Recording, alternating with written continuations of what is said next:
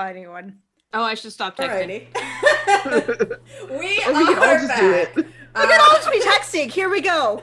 Done. Nailed it. We're live and we're all just texting. That's the show now. All right. Thank you so much for joining us. We are here. We did it. And it is the new year. Welcome, everybody. This is Purge of the Serpentholds, Season 2, Episode 7. We're still in the arc called Back at It Again. I'm Corinne of Roll the Roll. I'm known as Manic Pixie Girl on Twitter, and I do apologize if I'm a little echoey right now. I'm in a new house, and our office is currently having some stuff done, so I'm in the kitchen.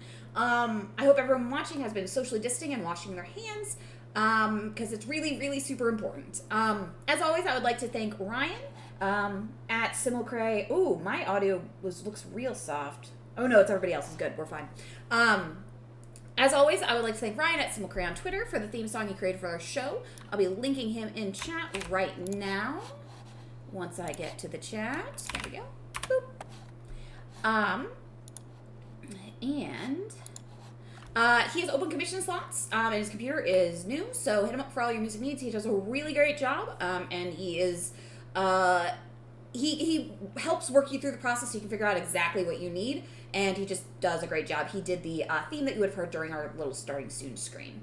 I'd also like to thank the Onyx Path for inviting us to run this show. If you haven't picked up the Scarlands Player Guide yet, you can get it via PDF from Drive-Thru RPG or in print from Indie Press Revolution. I'm linking both in chat. There we go. Also, check out the thus far newest release Scarlands expansion, Frostlands of Fenrirlic from the Sluretian Vault. You can find out the link I'm about to post. Sweetest character is a new race and class that are made available in Frostlands of Fenrirlic. So you'll get to see a little bit of that in action. It's very cool, very fun, and it kind of opens up a whole new area that really wasn't explored before. Lastly, if you would like to support the show, check out our Ko-Fi. As before, the link is in the chat. So, anybody who was here last time, would you like to try and give a summary, or would you like me to give my summary first? We can do it either way. We fucked up. But first... That was not the first thing you did, but it is the thing you did, yes. We licked science. We did lick science. We did lick science. Science was licked. Mm.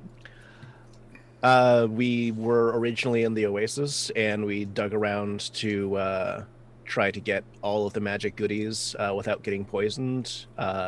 We found the goodies, and we got the goodies. We also got poisoned, so, you know. That was a fun, good time. And it turned out that the Oasis did not have a piece of Mormo in there.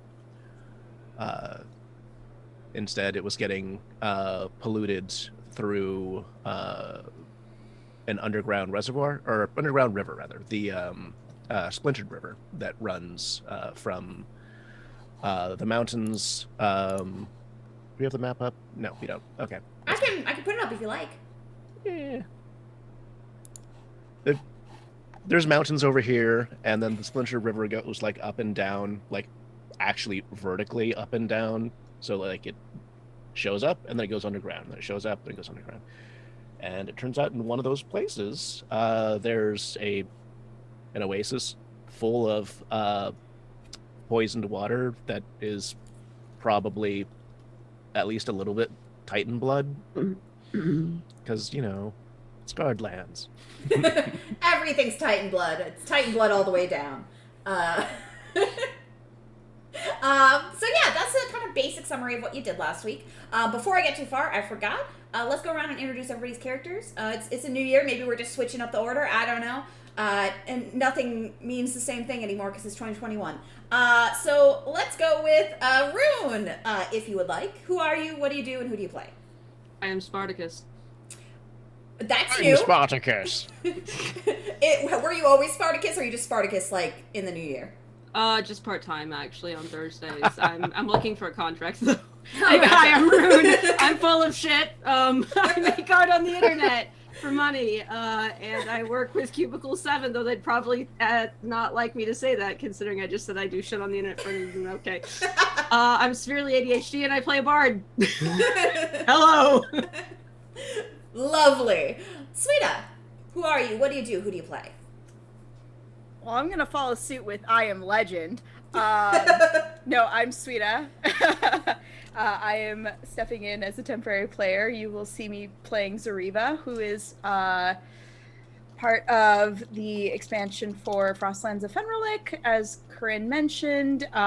In my day-to-day, I yell about digital experiences on the internet and try to make them better for everybody. And you do such a good UX. job. I am not allowed to lick science. Yay, UX! Somebody said it. Yes. I mean, you can try and lick UX. I don't know how well that's gonna go for you. I mean, licking is part of a UX. I guess. And on that note, who's next? Candy, you're up. Who are you? What do you do? Who do you play? Hello, and hopefully my mic is not too loud because I realized I was on the wrong mic before. You sound good. You sound good. Okay, perfect. All right, I'll quit fiddling with it. Hi, I'm Candy. I play Kai Thorncraft, the itty bitty tin can halfling. And I have missed an episode or two. I hear we're in trouble. And hopefully roll well tonight. Because it hasn't been that great, over this last season. You did have some bad rolls. Yeah, just a little bit. So, Earth is doomed. hopefully we can turn this around. Fingers crossed. Alrighty. Hiromi, what do you do? Who are you? And who do you play? Hi, I'm Hiromi. I am a writer of RPGs and queer genre fiction. Was one of the writers on Dead Man's Rust, Dead Rust, and last time we encountered a Hollow Legionnaire with rusted armor and let them into a highly populated city. It's fine. But what's the worst that could happen? Sure, it's fine. You should not have done. I laid out a problem I knew you would want to solve in a really specific way. You fell into my trap. Yeah. I play Zasa, the Asathi wizard. I am they them. Zasa is she her, and Zasa, like me, sometimes has extreme focus issues and tries to be nice. And it turns out that being nice all the time is a potential trap when you have a DM who is willing to weaponize niceness. Well, I mean, you make it sound so bad. I don't. It's fine.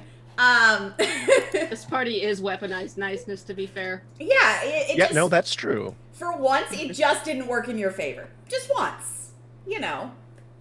There's no earth-shattering implications here. This is fine. This is fine. This is the way. I will kind of give the rundown here. Let me actually get our music for Accrued up here, and I can kind of go over the intro to Accrued again, just to kind of refresh everybody, and for Candy who wasn't here. So after the players left the Oasis, oh, that's too loud.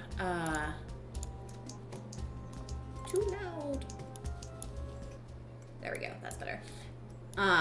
So after the players left the Oasis, after discovering that it seems like the sound, the piece is not actually at the Oasis. It is coming from somewhere upriver, probably an underground portion of the river, or somewhere at the base of the mountains. You figured you had to head that way anyway. So after encountering a snowstorm, we had a snowstorm, a sandstorm in the desert, you all finally made it to Accrued. The sandstorm was a pretty interesting one. You also discovered a cool cave that had some phosphorescent algae, and Marigold sung to the sandstorm after realizing that in the sandstorm there were restless spirits. After that, you did manage to make it the rest of the way to Accrued, and you came upon the city, which is known as the City of the Golden Gates. Let me get our little opening here. Gotta go backwards in my notes. All right. The gates of Accrued shine bright in the desert sun. What was once disparate encampments is now a bustling city surrounded by glorious golden walls. However, as you approach, there seems to be some commotion at the gate. An adventuring party, much like your own, is attempting to drag a rusted-looking hollow legionnaire through the checkpoint, only to be stopped by guards. Please, our friend needs help. All who enter must show proof of residency, business, or potential trade within the city. We've been traveling for weeks and we're short on supplies. Please let us through. Do you have coin? The party searches through their pockets, pulling out a scant number of coins, and the head guard at the checkpoint scoffs, turning them away and to the next travelers. It seems that this party is out of luck. When our group came upon this scene, they decided to help out, as was their their very helpful group. Zasa in particular, contacted the guard via, I think, a message spell, and asked how much a bribe was.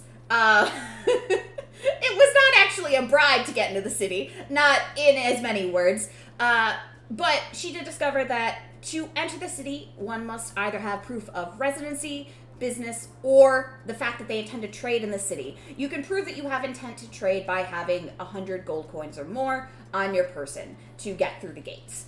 After learning this, the party approached the other party, the weary traveling party with the rusted Hollow Legionnaire, and offered them gold as a way to get them through the gates, so that they could seek some help for their friend in the city, which is what they seem to be looking to do.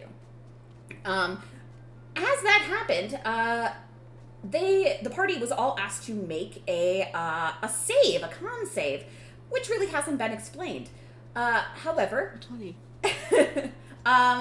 Candy, you have a decision to make here. Would you have approached with the main group, or would you have stood back? You do have this decision, and Shawnee will get it as well when she returns. And it's just entering the city? Before you enter the city, when the group is all talking to this other adventuring party outside the gates, helping them, would Kai have also approached with the group to help, or would she have been doing something else? I guess I probably would have approached to help. Alrighty. I would like you to make me a con save at disadvantage. Lord. Disadvantage. One of those days. Alrighty. Let's see here. Okay, super duper failed mine. I think I forked up. Do I not have con down there? I do not. Let me get my sheet. Hold on. No there worries. it is. Okay, con save.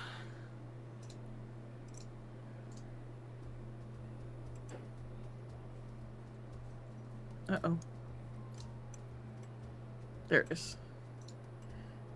Fingers crossed. Disadvantage. Yep, disadvantage. Oh, it's loading. Oh, hey. Oh, hey. All right. I'll take that. Alrighty. So, after that, the group heads into the other adventuring party, brings their friend into the city, and they seem to head directly to a doctor, getting some direction from some guards. They did speak to you all before doing so, and I think you all said that you would get in touch with them later. I don't quite remember. But you did seem like you were interested in hearing about how their friend was after they got him checked out. And then as you... Oh, there's my dog barking. As you begin... I don't know. Oh, she's probably barking at Adam. All right, so as you entered the city, you were able to pass through the gates yourselves because you have more than enough coin, even after giving coin to the other party. And you notice some things directly as you walk through the gate. One moment. It's a dog. It's a dog. You notice a dog and a Bevan just behind you. All right, here we go. So, this is what you notice as you walk through the gate. Corinne is a bustling metropolis of trade and luxury. You spot more finery in 1 minute of passing through the gates than perhaps any you have seen throughout your travels. The others all already rolled their perception check, but Candy, you can roll one for Kai, just to kind of see what you notice as you walk through the gates. Okay.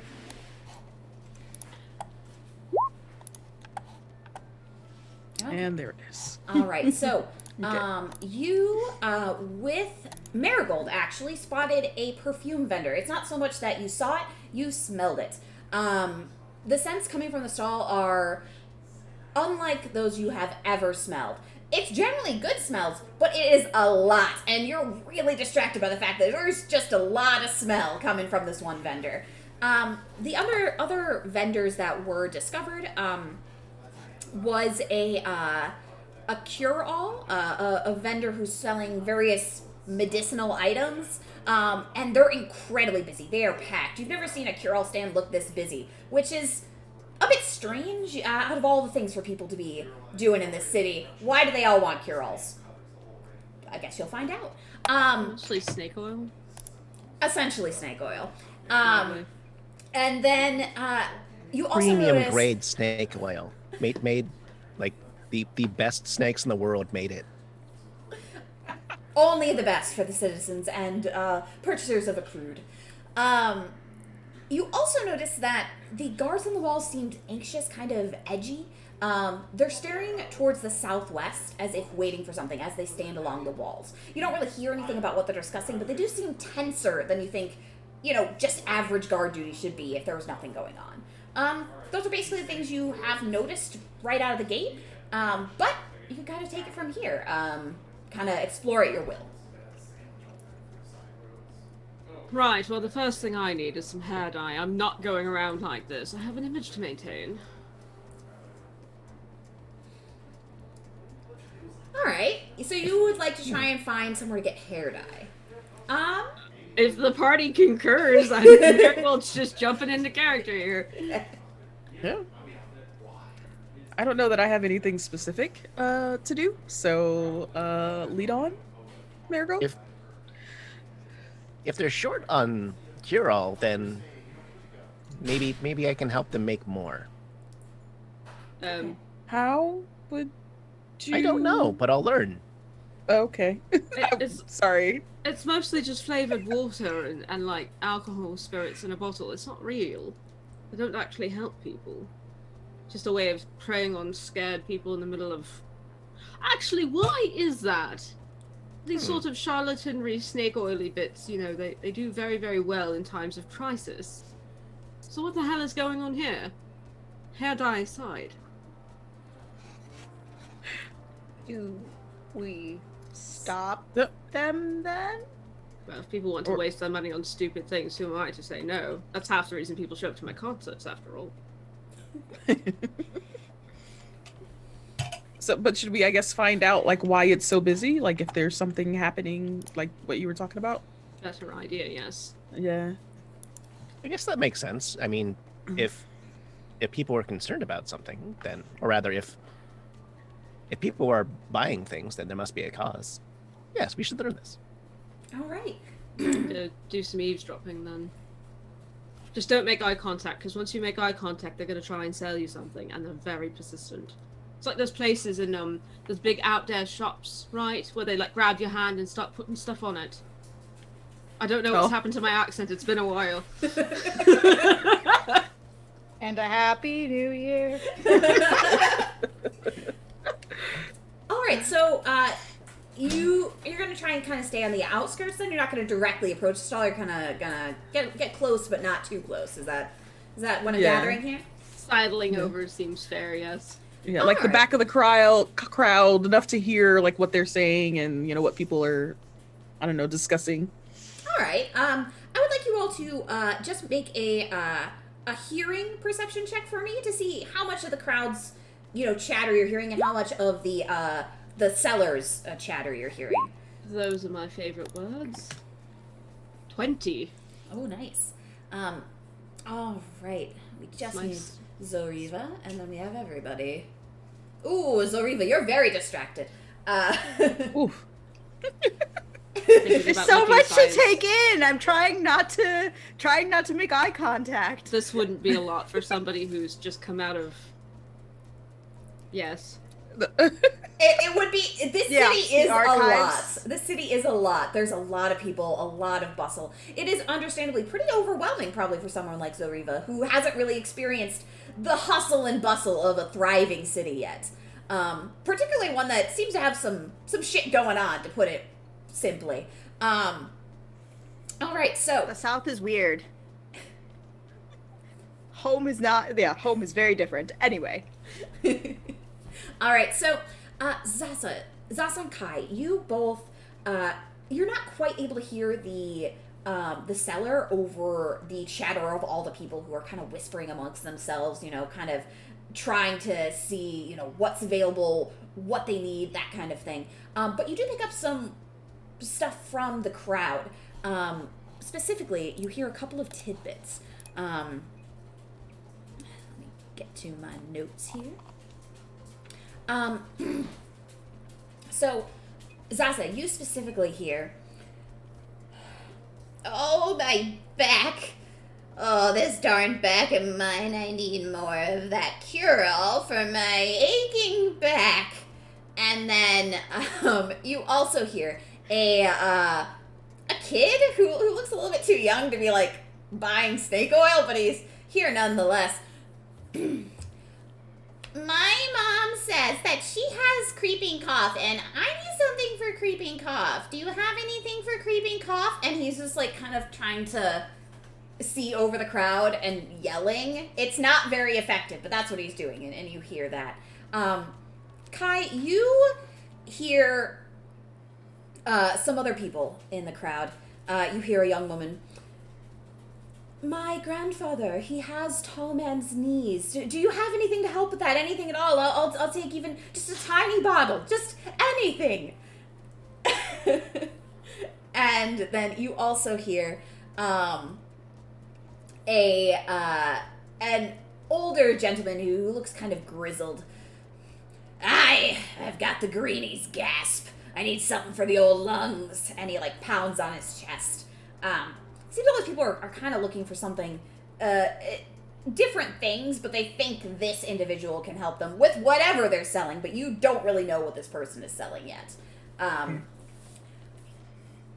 Marigold, however, you do hear the kind of the chatter all around you. You hear a couple other names thrown around. You hear about something called the Serpent's Kiss. You've never heard of that before, but it does stick out to you as being a little bit on the nose for given what you have all been dealing with. I should have gotten any of this. Zasa, once you also hear about this, you might be able to know more about it. And then you also hear chatter amongst the crowd about that the seemingly sick Hollow Legionnaire. No one knows what's going on with that Hollow Legionnaire, but you hear a lot of, like, "I've never seen anything like that before." Or, like, "What? They're not supposed to rust, are they? Do we have to worry about rusting? Are we going to rust?" And then somebody else is like, "You're not made of metal. No. Why would you rust? That doesn't make any sense." But you're also able to hear the seller, the snake oil salesman, if you will. "Step right up, come one, come all. I've got the cure for you. Got tall man's knees, I hear that in the back. Got a creeping cough, I've got the potion for you. Greenie's gasp, that's a common one. I can help you, though. Everybody else is going to be sold out of what I have. Step right up, come on. My stock is low, so price may be high, but it is completely worth it. What can I get you? You with the big head. Yes, come forward." And, you know, someone who has a completely normal-sized head steps forward. Do you mean me? Yes, you with the big head. Okay. I'm looking for something for chronic pain. Yes, I got just the thing for you. And, you know, he ducks down and comes back up, brandishing a tiny little vial about this big. You are going to want to apply this to your joints regularly. In fact, this will probably only last you like 2 days, but it's all I've got for now. You can come back later. That's going to cost you 10 gold coins. I will, as I'm kind of watching this fellow, I will reach out with Whisper of the Heart. Mm-hmm. And just very quietly in the back of his mind just say, you know, your mother would be totally ashamed of you pulling the wool over the eyes of all these people. What would she think of you? For shame. He freezes for a moment as he is like brandishing this little vial and holding a hand out for coin. You see his eyes go a little bit wide, and he looks around the crowd trying to spot someone, anybody, but it was all in his head. So he clears his throat. Yes, you know what, today I'll give you a discount, just a small one, 8 gold coins. Yes, I like the cut of your jib, and that big head needs some help. All right, here you go. A discount for something that won't work. Really? This is the best cure all around. All right, next. Bless the soul to see you've gone so far. I have to make eye contact with him, so I'm just standing head and shoulders above the crowd, just staring at him. Yeah, and the more you speak, the more he keeps kind of like looking around in between when he's talking. And if you don't duck down, you can try to duck down if you'd like, but I don't think you want to. Nah. Eventually, he does make eye contact directly with you, and he spots you just staring at him.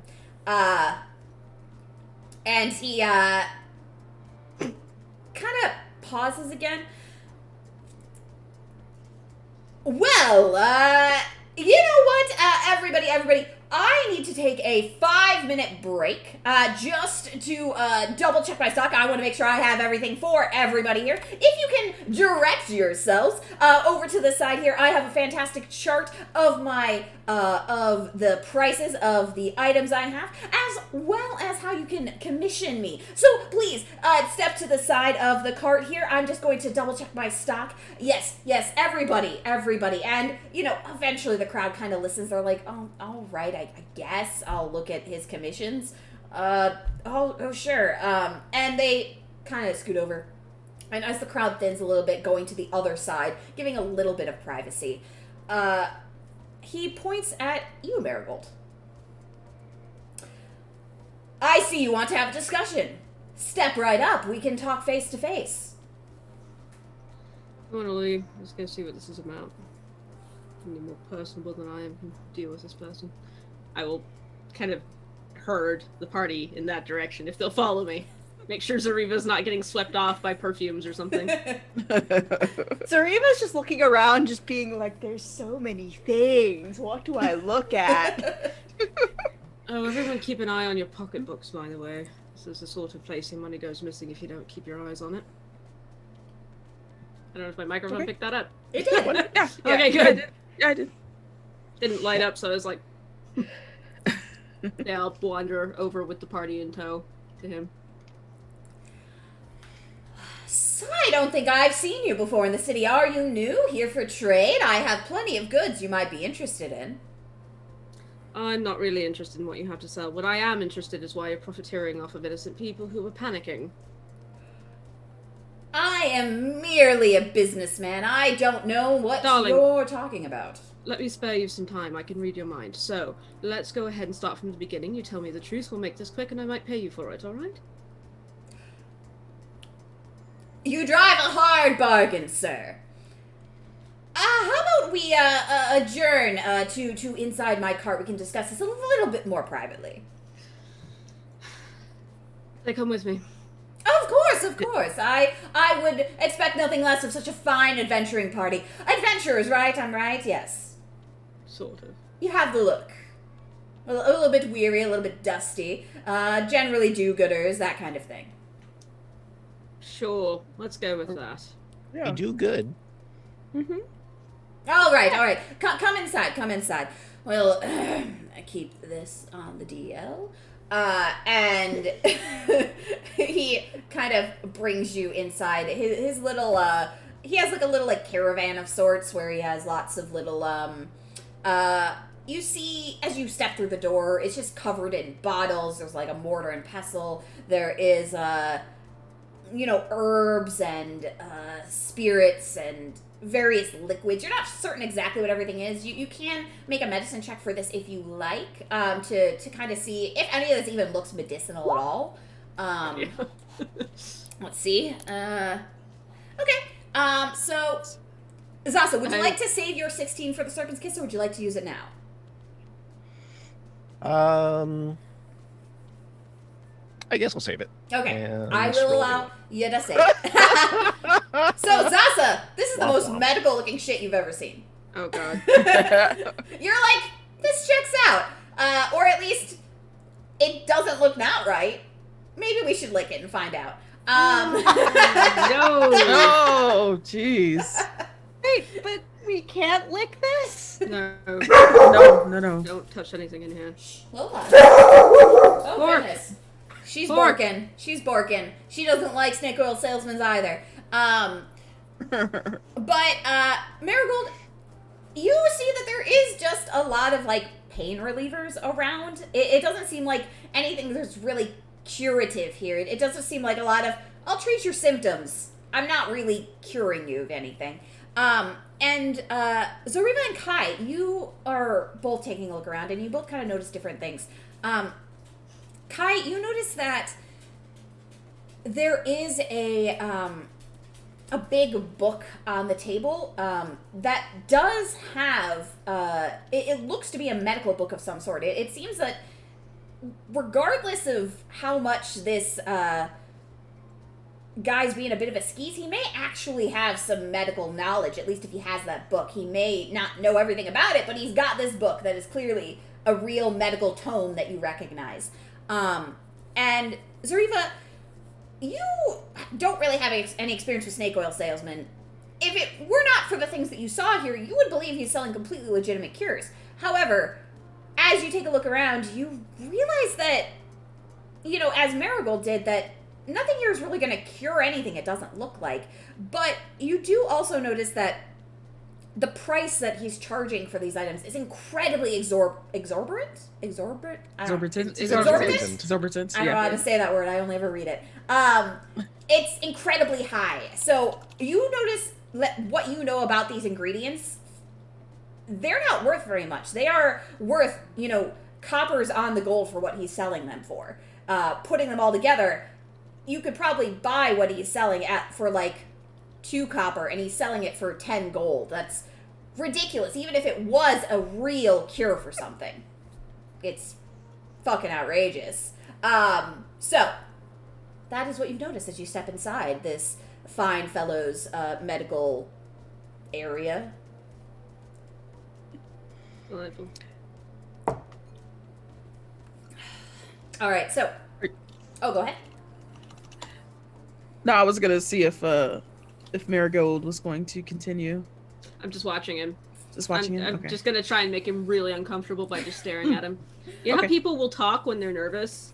Mm-hmm. The quieter you are, the more they'll start blabbling. Yeah. Do you need help with that? I can stare too. Please stare at him, bro. For all you like, stare at him. Have at it. So as you all kind of get in, he does look a little bit flustered by this scenario, and he's like, well, why don't we take a seat? Would you like a drink? I have wine, I have meat, I have spirits, a plethora of spirits. I can get you all a drink on the house, no charge.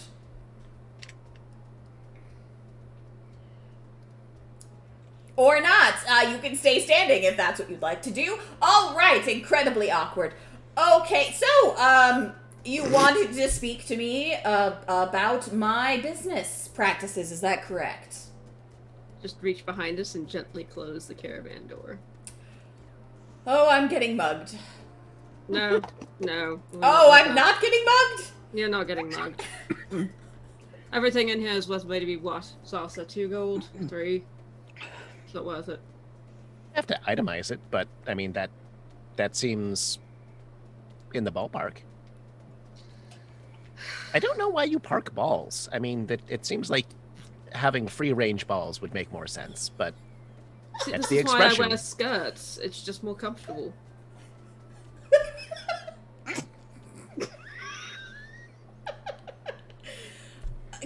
Compliments are a wonderful thing.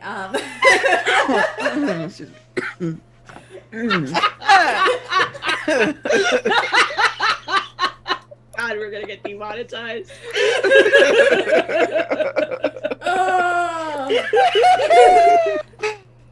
Alrighty. Free range balls are better than parked. Got it. Write that down. Too late. I feel like you're teaching Zoriva about like swinging somehow, and I'm not really certain exactly what the metaphor is, but it's very weird. Okay, right. So obviously the city has problems. Yes. And I would say just that's an a opportunist. fair assumption. Yes, well, you know, everybody's got to make their gold.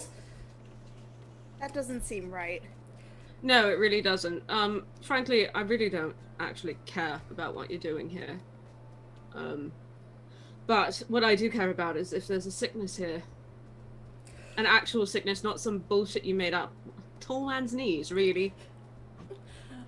Well, I admit that one it's really just arthritis. But if you give it a fancy name, people want to be more afraid of it. That's the way it goes. That's business. Fear-mongering is what it is. It's not business. Have you seen this city? It is literally rolling in gold. It is surrounded by gold. What is a man to do but to profit off of that? I don't know. Make an honest living and profit at the same time. I don't think there's anything wrong with the city. I think they're all hypochondriacs. Well, they might be hypochondriacs because somebody told them about tall man's knees. That's a real sticking point for you, isn't it? Is it because you're a tall man and you don't have tall man's knees? I really don't. Well, fine. Elves don't get arthritis. We don't? Nice. Not generally. We get other problems though. Ear rickets, the worst. Anyway. I have a cure for... Well, No, you don't. You're right, I don't. Yeah. I can give you a nice drink with some herbs. That Really, sounds like though. poison. Is there a sickness here? Is there something happening? Or is everybody just freaking out over nothing? All right. I can see you're a straight shooter. Maybe there's something here. Maybe. Honestly, the city's been tense. They are worried, and when people are worried, they think they're sick. It goes hand in hand. Oh, I'm worried. I'm tired. Why am I so tired? Well, maybe I'm sick. But that's not all. There's not... I mean, I don't think there's something here. There was that weird rusted Hollow Legionnaire that's here now, but I don't really know anything about that. But I've heard some things about a small town to the south, the southwest, named Melian. It's had something going on, and I think, some people here are afraid it's going to spread.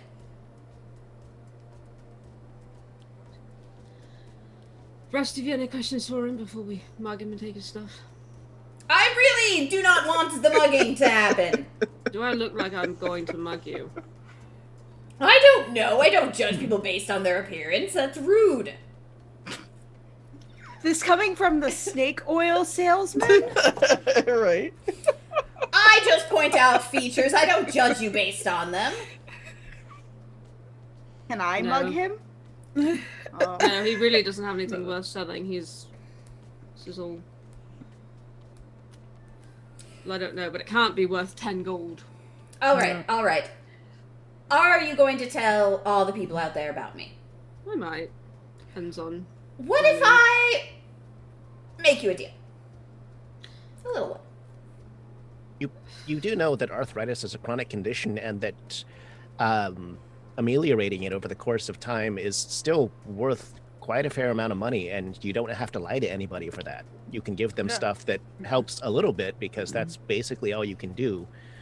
But I really hadn't considered that, honestly. Okay, so I dropped out of medical school. I wasn't very good at it, but I still have all this debt that I need to pay down, and it's very expensive. And I know like this much medicine and this much bullshittery, and I've been going on that. No.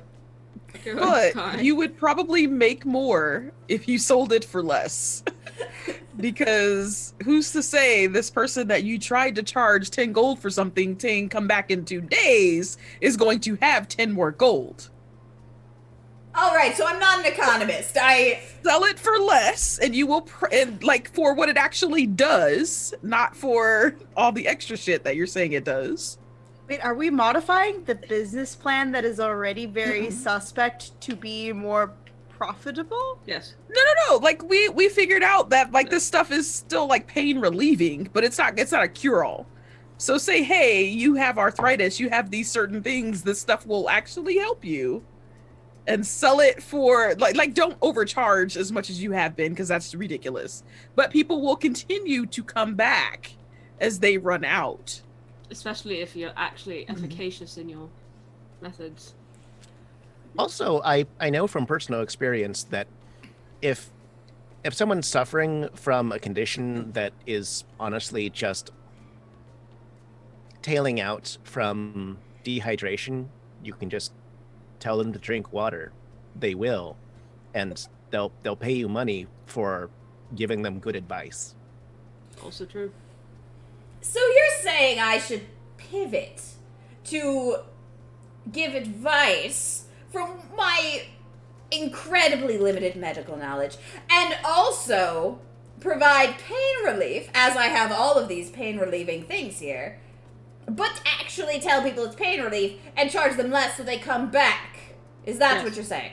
Yes, I think that's about right. Yes, but I wouldn't necessarily do the advice if you're not Well, get a degree.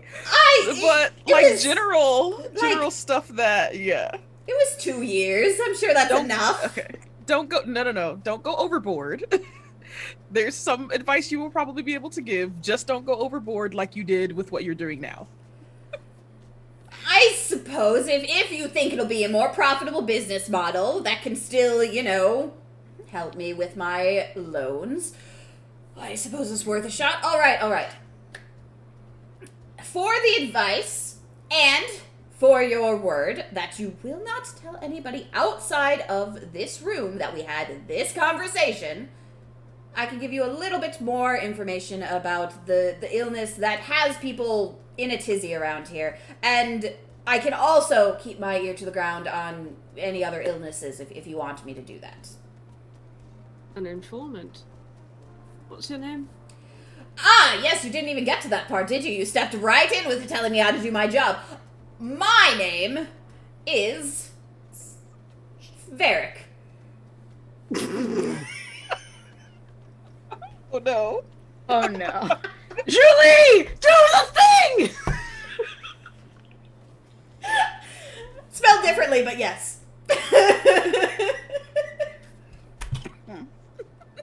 You really should think about getting an assistant. One that's smarter than you, so you can be the charismatic face and they can actually be the brains of the outfit from one performer to another. Really, I'm as dumb as a brick, but my friends are all smarter than me, so I always stay out of trouble. Now that's an idea. That's an idea that I could profit from. All right. Just be honest with them. All right. I'll What try. do all of you think? I'm not going to speak for all of us. I think that seems agreeable. Yeah, I think that works. Zariva, you alright with this? No, but fine. I'm very disgruntled about it. I think we should, I might choose violence, but I will not. I mean, if he goes back on his word, I can have this entire city talking about how much of a charlatan he is within the day. Really, no need, no violence or getting word around necessary. I am a man of my word. Oh, that's a weird phrase to say. I'm working on it. I'm a man of trying, and that's what I'm trying to do. All right. Okay. So, is it a deal? And he, puts out a hand. just look back to the party. Uh, I don't know sure. who's saying I should shake. I'll go shake his hand. All right. He shakes Kai's hand.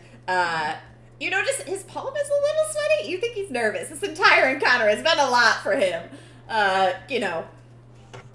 It's a lot.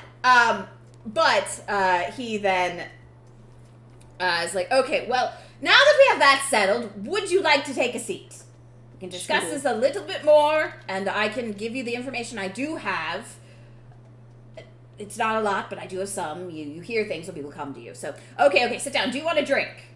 We have drinks. I have drinks. No, I'm alright, actually. Thank you for offering, though. All right. Well, if you want water, let me know. I do have that too. It's a good base for a good cure-all. All right. He sits down. He's like, so, I don't really know about the Rusted Hollow Legionnaire. Never seen that before. But I will keep an eye out and an ear on the ground for it, because, honestly, I'm really curious. I don't know what that is, and if I can find some way to stop a Hollow Legionnaire from rusting, and that's the thing that's happening, I'll be in the money. So I'm keeping an eye out for that anyway. Don't worry about it. But the thing that kind of got people all in a tizzy even before that, which certainly didn't help. I think people are equating the two now, which really isn't. I don't think they're related, but what do I know? I'm just a med school dropout. But there's this city, or a town, a hamlet, a little nowhere place, named Melian. That's near the desert paradise of Asath. It is, honestly, I'd never even really heard of it until recently, when a few individuals from Melian came to the city, and they were a mess. They went to the doctor was unable to help them, and they passed shortly after, and we don't know why. Here's hoping the doctor has better luck with that Hollow Legionnaire, because, kind of going 0 for 1 right now, so, maybe, get a little boost. Regardless, they seem to think they're suffering from something called the Serpent's Kiss. Or they were. They're now dead. They're suffering from nothing. Zaza, with your medicine check from earlier, and actually a bit of memory, you remember that the sisters whom experiment you had promised to monitor had been working on a cure for the Serpent's Kiss.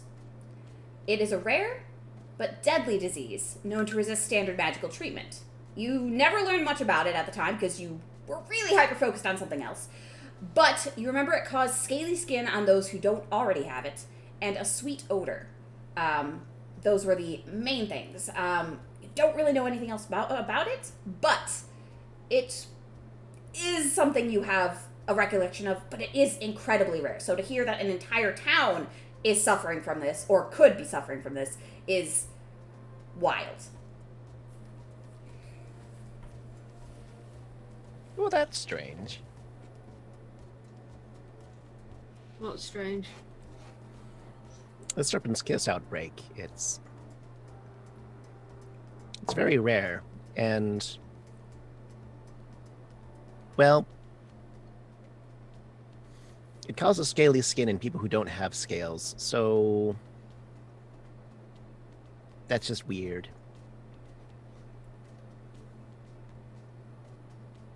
Alright.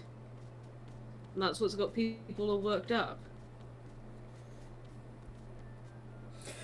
Well, I mean, that's what I've been figuring anyway. It was a good way to sell, my wares. I just said, well, you have Serpent's Kiss, or you think you have Serpent's Kiss, or you're afraid you're gonna get Serpent's Kiss. Drink this and you won't, and nobody else has, so maybe it worked. You don't know it didn't. Has Considering Has anybody in town actually had this? Nobody Rumors? from Accrued. Not to my knowledge. Okay. But we don't know. It was just the two individuals who came from Melian, who unfortunately passed. Their bodies were cremated. They, without knowing what the disease was, really, they figured it was the safest bet. So they don't have too much more information on it, but To our knowledge, no one has actually gotten Serpent's Kiss from the two who came here. Well, that's good. Right. Okay.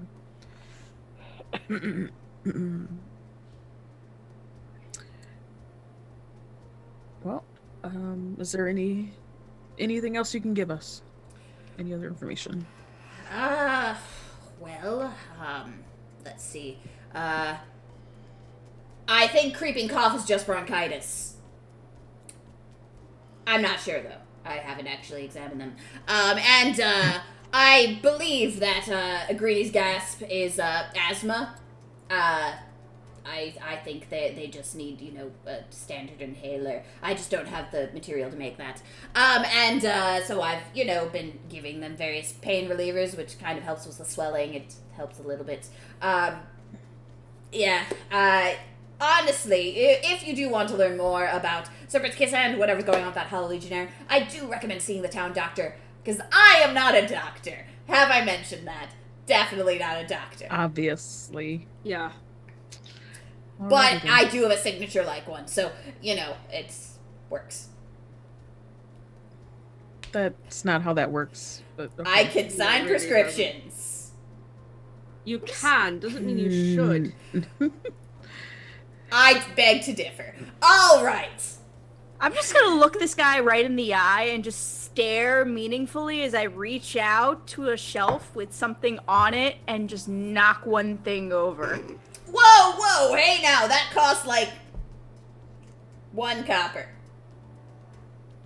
That's not really that much. Honestly, you could trash this whole place and I would just file an insurance claim. Honestly, yeah, go ahead, wreck this whole place. I hate this guy. Actually, I hate Oh, this guy wow. so much. Yeah. Can I take back my handshake? No, but I have some hand sanitizer here. Okay. Yes, that would be nice. Thank you. Hand over some alcohol. When you sign autographs for 3 hours in a day, you just all you want is a bath afterwards. Woof. Right, so don't fuck about. We'll be keeping an eye on you. And if you do fuck about, I'll hold a concert and ruin you. Clear enough. You got it. Delightful. My name's Marigold, by the way. You've probably heard of me. I don't think so, actually. That's fine. No accounting for taste. Everybody good here? Yes. Well, Did not do well with my intimidation check, but we tried. and it's the thought that counts. I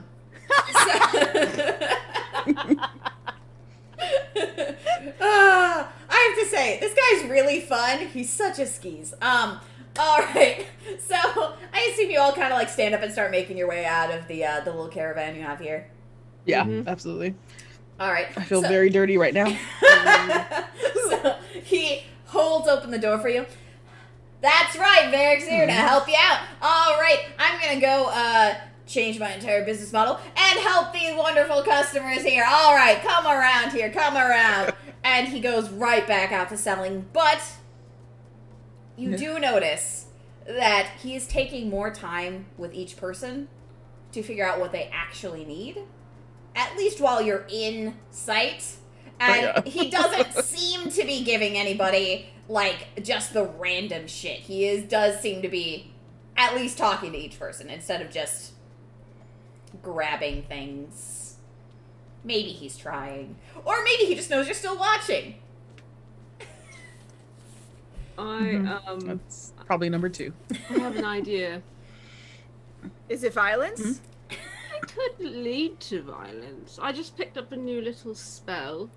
I was going to say we all turn the corner. I cast this guy's self on myself and keep an eye on him for the next hour.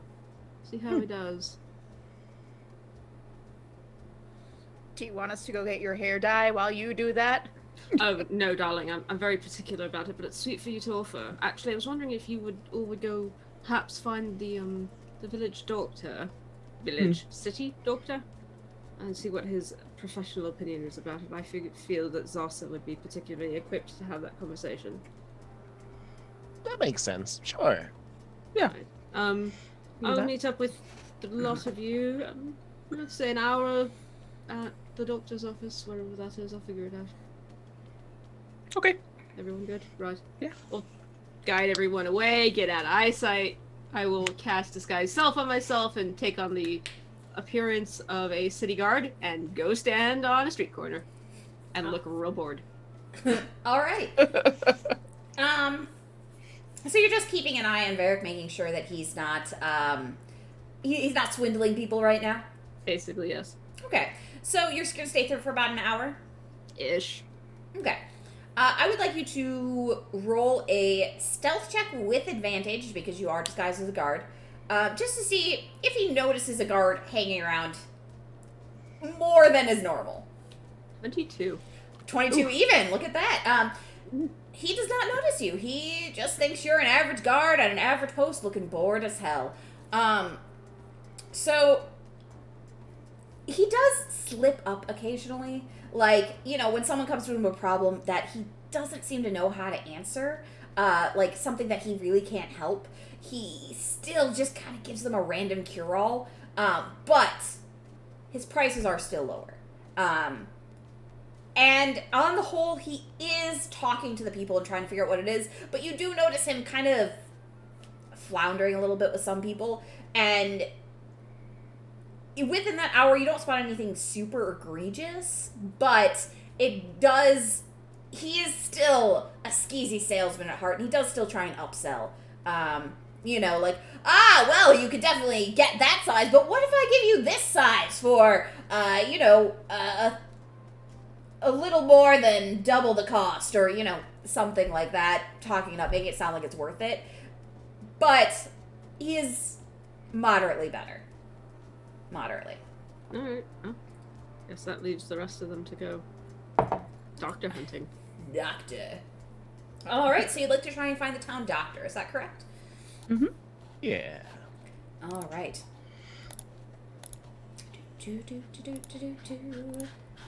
Gotta get to my notes. There we go. Okay, so, actually I need my other set of notes up.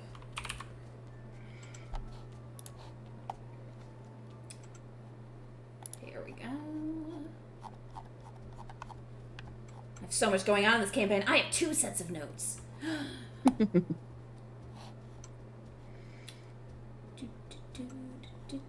One for if we spectacularly screw up, and the other for if we don't. I have the feeling we've already spectacularly screwed up. That's okay. Whatever gave you that feeling? It's us. All right. So, as you, how do you go about trying to find the doctor? Do you just ask around on the street, or do you look for a city map, or do you just kind of wander around them until you try and find them? You can ask. Yeah. Yeah, we'll stop some nice-looking person. You stop a lady who's, you know, just walking by. She has, like, a cute little dog that is, walking with her. And as you stop her, she's like, oh, yes, the doctor. Yes, you can find the doctor, right down that way. You're just gonna have to, go down that alley and then go down the other alley, to the right. And then the doctor is gonna be just on that other street. It's right over there. You can't miss it. There's gonna be, like, a big medical sign in front of it. Okay. All right, cool. I gotta go. Bye. And Bye. she walks off. She was quite friendly, if a little bit irritating. We are irritated by nice people now. Well, you know, it's like levels. All right, so as you do you follow these directions directly, or do you try to get other directions? Let's follow them up, sure. All right, so as you're following these directions, you're kind of going through lots of weird alleys. It seems weird that she directed you this way. Maybe it's a shortcut. But Are we about to be mugged? You do spot a fellow walking towards you. He seems to ignore you though. But as he's walking, he does bump into Zasa. And then you hear, "Oh, I'm so sorry. Excuse me," and keeps walking. Wait. Make a like, yeah, I want to see if that was intentional. All right. Is anybody else trying to see if this is intentional? Okay. Yeah, rolling perceptions. Yep. Roll perceptions. Okay. See if you notice anything. Surprise gift giving. Yes, you suddenly realize you have more money in your pocket. Wow. No. Reverse mugging? It was a reverse mugging. Personally. Reverse pickpocket. You get a present. So, Zaza, you don't really notice anything, and Kai, you don't either. It just seems like a clumsy guy. Maybe he's coming from the tavern a little bit drunk. But Walking over here. yeah, I'm walking over here. But Zoriva, as you are watching this interaction, something doesn't seem right to you. And as the guy walks away, you see his hand pull out of Zasa's little satchel, kind of clutching a pouch of something. You're not certain if it's gold coins. You're not certain exactly what Zasa had on her person, but it's a little pouch of something that was taken out of Zasa's bag. And then he secrets it away into his own pocket. I'm gonna yell, "Hey," and I'm gonna cast Mage Hand to, like, reach for the pocket. Oh, so now you're going into people's pockets. I see how it is. Listen! When he does it, it's wrong. When you do it, it's fine. No. Listen, that seems shady. I don't like this. If that's what our notes say, then it's logically consistent. Correct. I mean, my notes have, well, there's no licking of science, the trick to belonging. I don't have anything specifically about this, so therefore we're making it up as we go. That's a fair assessment. All right, so you shout "hey," and the guy starts walking faster, but then you use Mage Hand. And do you try and, like, reach into the pocket with the Mage Hand, or you just try and, like, grab, like, his coat, or, you know, like, what do you do with the Mage Hand?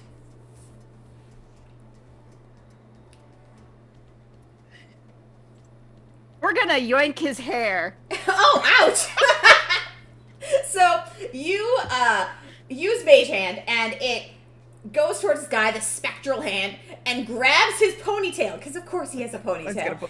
And you just give it a good old yank as you say "hey," and he, like, yoinks back a little bit, and then turns around. "Hey, what? You what? You just You took what? something from my friend.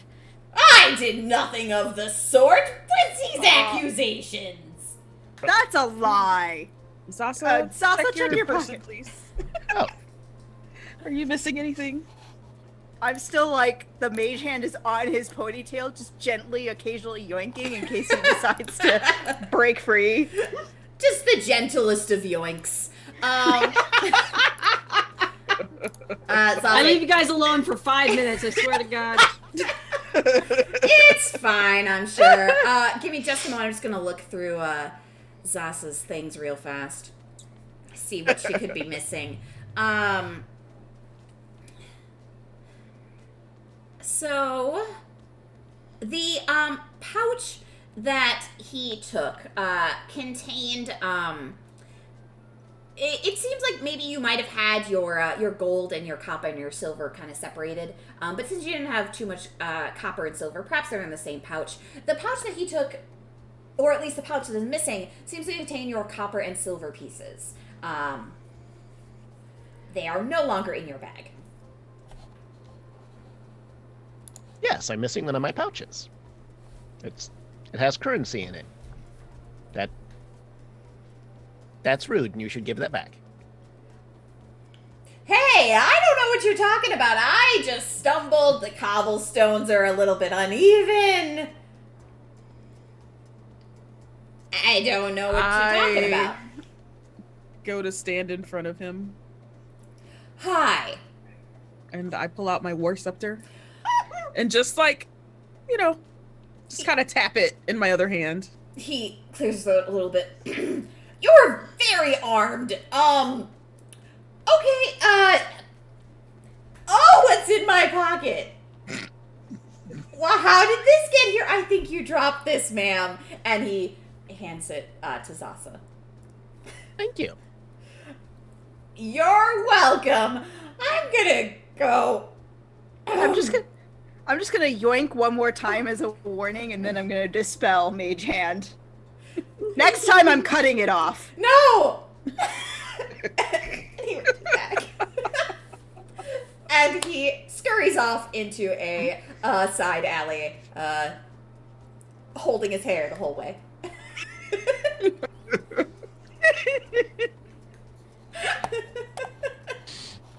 All right. I'm gonna high five Candy. Oh no, I'm sorry. I'm gonna high five. I'm sorry. Kai, yeah. Kai.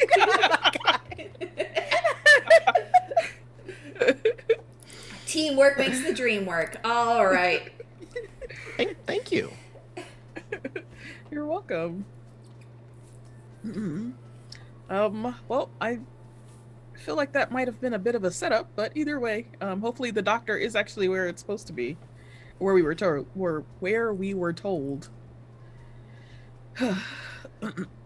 So, if you keep following those directions, you do eventually see the sign for the doctor.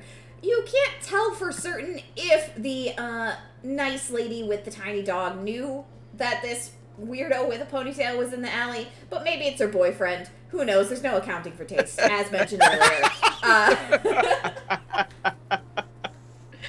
Suspicious. Sus as hell. I don't know. It just seems like this Golden City has a lot of skeezy people in it. Weird. You know, it's almost like money and power corrupt. Regardless,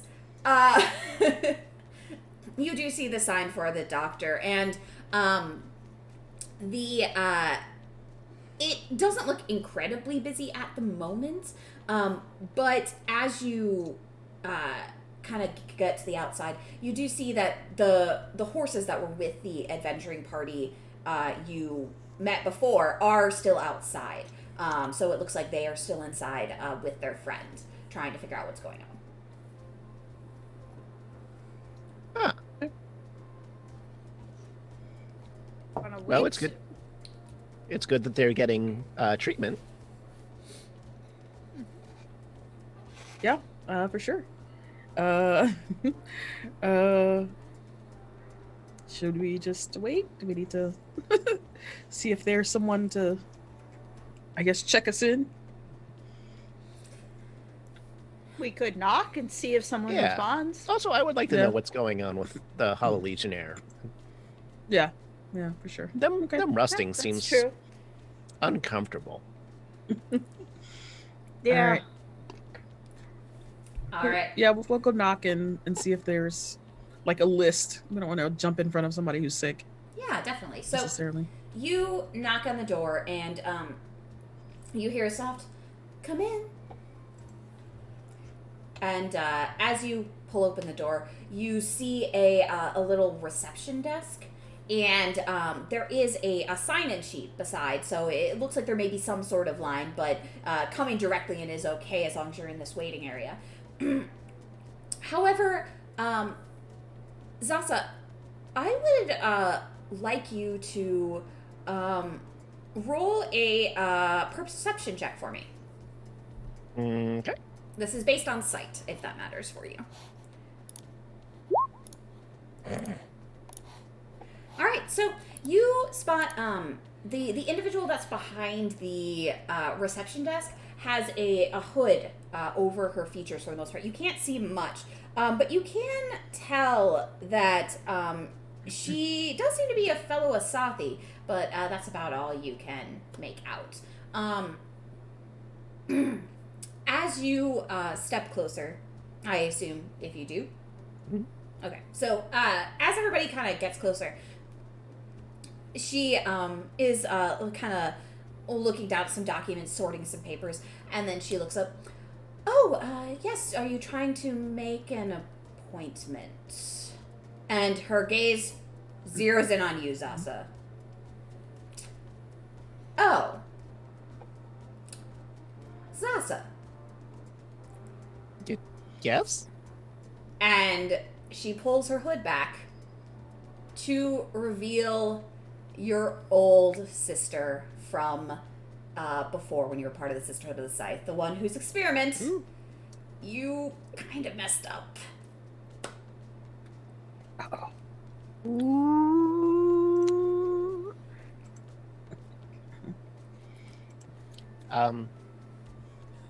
Hi. I'm sorry for earlier when I messed up your experiment. It's a little late for that.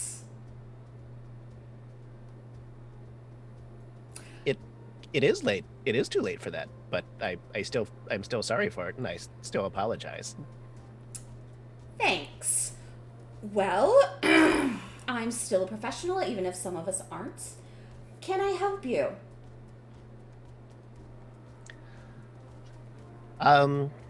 Well, there's rumor that there's Serpent's Kiss outbreak, and also we helped the Hollow Legionnaire who had some kind of rusted affliction, and we wanted to make sure that they were okay, and to see what exactly was going on with it, because that's very unusual. And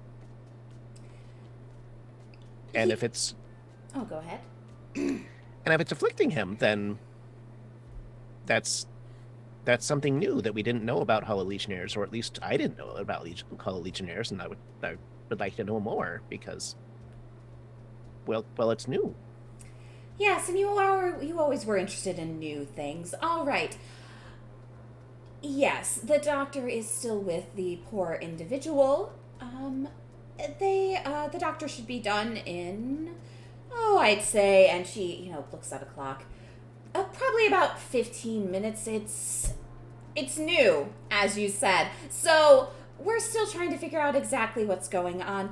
As for the Serpent's Kiss outbreak, not that you were interested in it before, busy with your own things.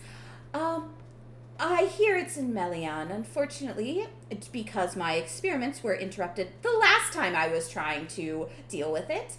The individuals who came here seeking help sadly perished.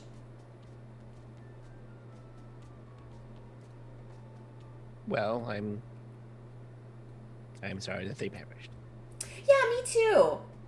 If only we had been working on this years ago and been able to find a cure then. But, the past is in the past. If you would like to see the doctor, please sign your name here.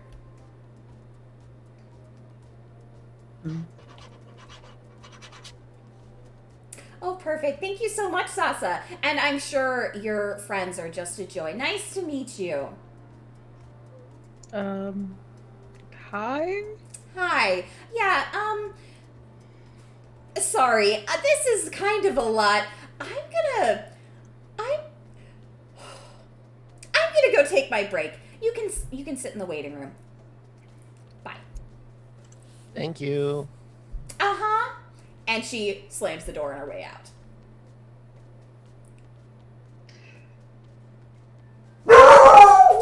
And then there's a dog. Weird. Nice tension breaker. Jeez. Ooh, that was a hard.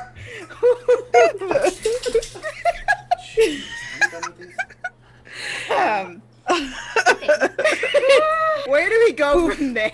Right. How long did it take them to find the doctor's office, and can I join up with them? Yeah.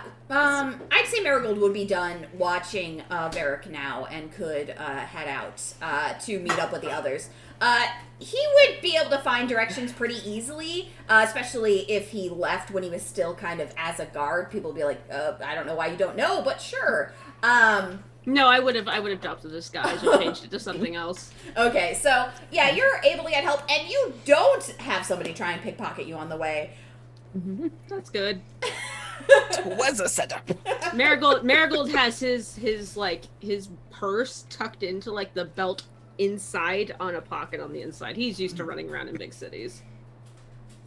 So somebody would have to be very close to him. And maybe people realize that. Like, you know, he seems like a fellow who's been in the big city before. I think I've been here before, but probably don't remember it, if that makes sense. Yeah, I would say someone who was traveling around doing music very well could have ended up in a Crude. A Crude would probably have a big venue for it, so... Sure. Yeah, I've played here, I guess. Sure, why not? Do I remember it? Nope. That was a lot of weed. Anyway, I'm gonna go find the party. So much of that catnip. It's for the cats. It's for the cats. It's for the cats. It's for the cats, that catnip. Elves are susceptible to catnip. Yep, write that Be down. noted. Writing that down. All right, so you reach the doctor, and you do see that the horses for the other party are still outside.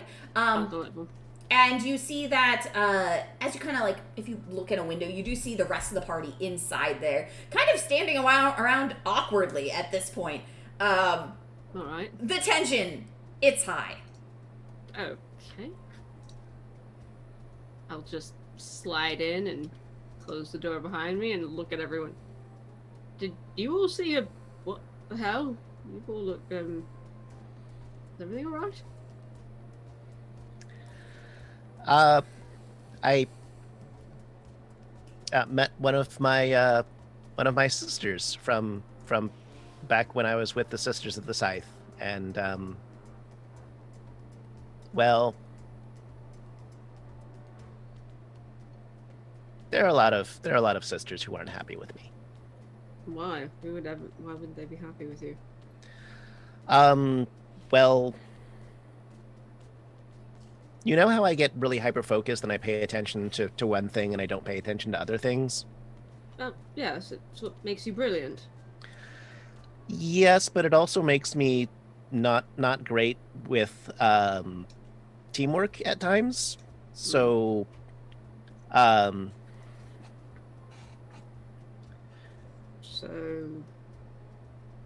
well, Cretenta's experiment was to work on a cure for the Serpent's Kiss, and there was a reagent that was made from powdered Stormwrack dragon scale, which, you know, is not easy to get because Stormwrack dragons want to eat people and anything that looks like people and anything. Okay. So trying to get Stormwrack dragon scales is really hard, and they're very expensive. And all I really needed to do was cast the spell at the right time, but I was also working on my own experiment, so I forgot all about the spell that I was supposed to cast, and I didn't, and it boiled over, and well, we lost about 10,000 gold worth of experiment right there. So that kind of set the cure for Serpent's Kiss back a lot. That's not exactly your fault, though. It's not my fault, but also not. I wanted to be really good and helpful, but I also had my own experiment to run, and my experiment was helpful. It helped people in the area have better hats so that they would be protected from the sun, and so they wouldn't get sunburned, and that's very helpful to a lot of people. But it also, you know, prevented a cure for a very deadly disease, and you're right that it's not my fault, but if I had done a little bit better, then I could have helped a lot of people, and I didn't. And so that's why Cretenta is mad at me. Oh, Cretenta is the doctor's assistant. She's an Asath like me, and she stepped outside. because she has a lot of feelings when it comes to me, and I guess I have feelings when it comes to her too, or at least what she represents. How long ago was this? 10 years ago? 5 years ago. Time's strange. I don't know. So, more than a year, less than 20 years. Yes, exactly. And she's still mad about it. It was a lot of money in spell regions. Right, but it was an accident. It was an accident. But And you apologized. Naturally, I can't imagine you not apologized. I also apologized today. But Serpent's Kiss is still not cured, so There's really no guarantee that if that spell had gone through that it would be, right? you know, that's true. I hadn't thought about that. Right. And it was an accident. It's not like you were maliciously sabotaging someone. Of course not. I can't see you doing anything like that. So, you know, if you've apologized and you've done everything you could to make up for it, it's on her to forgive you at that point. You should. How do I do that though? It's also you're the wizard. I'm just an idiot who sings. You're not an idiot, but you do sing. That's really kind of you, but I'm sort of an idiot. It's all right. I don't think you should talk about my friend like that. Well, I don't think that she should hold you responsible for something that happened 5 or 10 years ago that was clearly an accident. Huh. And how long are you supposed to castigate yourself for something that you didn't even mean to do? Really? At what point is it enough? And who gets to determine that? These are really important questions. I don't know. Well, if she gives you shit, I'll just punch her for you. Don't worry. We're picking violence? Maybe. I don't know. I think it depends on what Zasa thinks. I'm just trying to lighten the mood a little bit because I'm allergic to strong emotions. I'm writing that down. No, it's just I'm allergic. Personally, me, Marigold. Oh. I am allergic to strong emotions and other people's strong emotions. But I will make an exception for all of you because, well, it's worth it.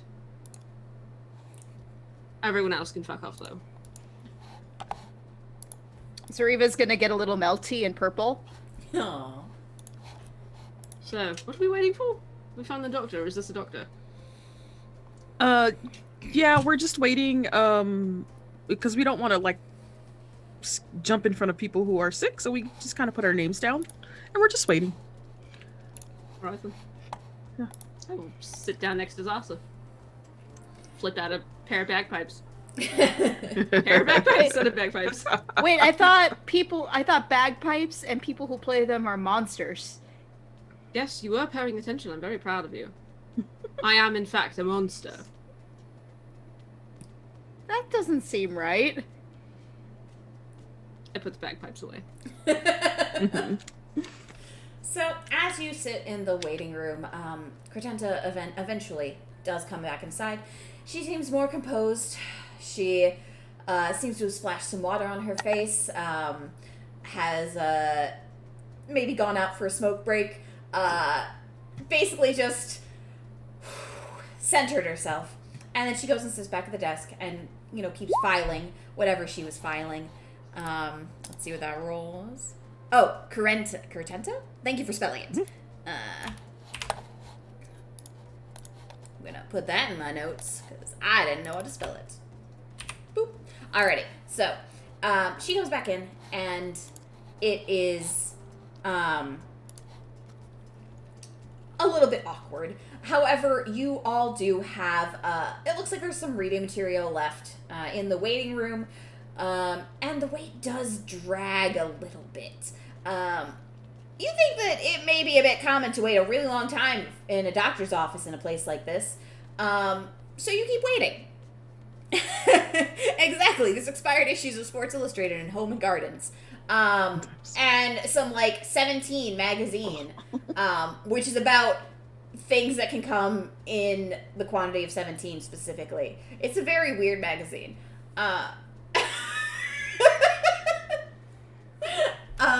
So These two images are fascinating.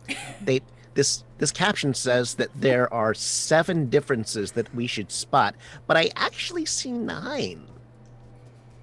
I'm sorry, what?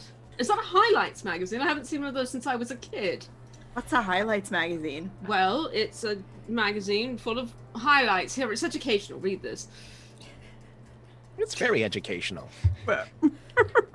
Obvious note-taking begins. Oh no. Except that caption that says that there are 7 differences. There are 9. Let me change this. Right, and so the Goofus, the Gus and Goofus, I think, Gallant and Goofus, I think it was. Those cartoons, totally subjective view of morality. Don't pay attention to them. God, I've just aged myself. Anyway.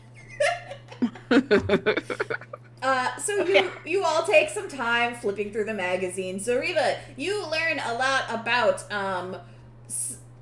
matching different images, finding the differences. There's some articles about fun science experiments for kids, as well. Mm-hmm. Things to lick. Gonna turn that light down a little bit. Woo, I'm blind. Okay. There's also an article that is about the hottest toys of the season. There's some pretty cool toys in there, all I'm saying. But they're all science and activity based, so there's some science toys, there's a bicycle of some kind, there's some weird shoes that say they're called moon shoes, but you don't really know what that means.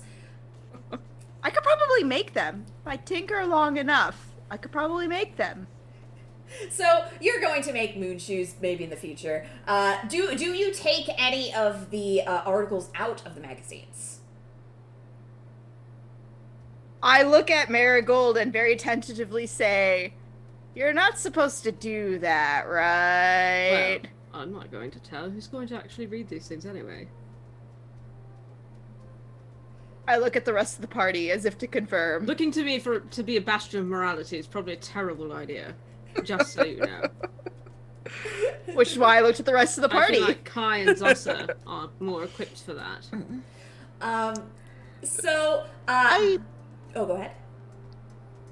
I could use kind of an experimental usage of Unseen Cartographer to create a temporary being of magic who could copy the book.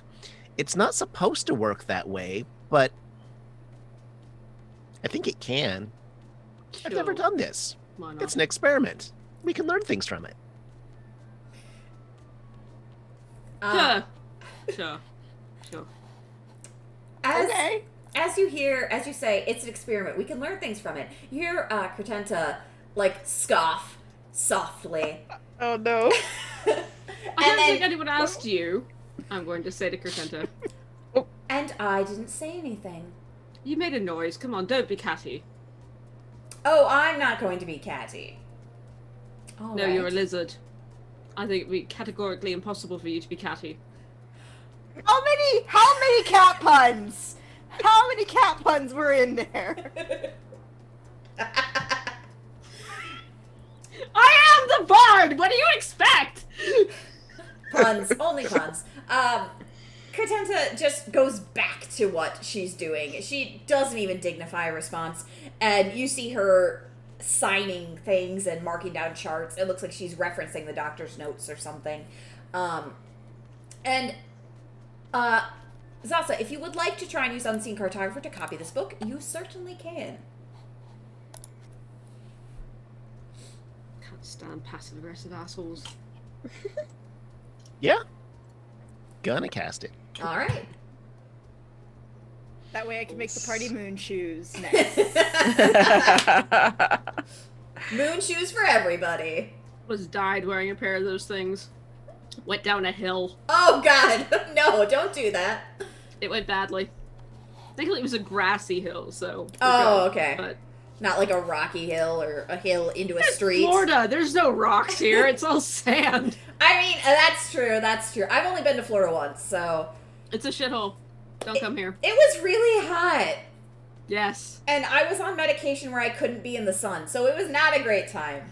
You have survived the encounter, hopefully. Well, the debates. Am I a half-dead monstrosity? Who knows?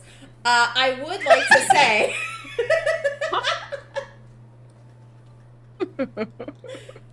Who knows? It's a mystery. Further tests are required to confirm that Corinne is not, in fact, a monstrosity. Well, I guess we're just going to have to do science. Oh, We can lick it! No, please, God!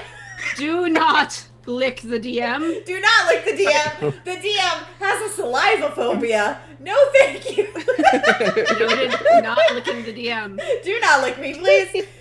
I mean, I would manage, but oh, if the whole party tried to lick me, no thanks.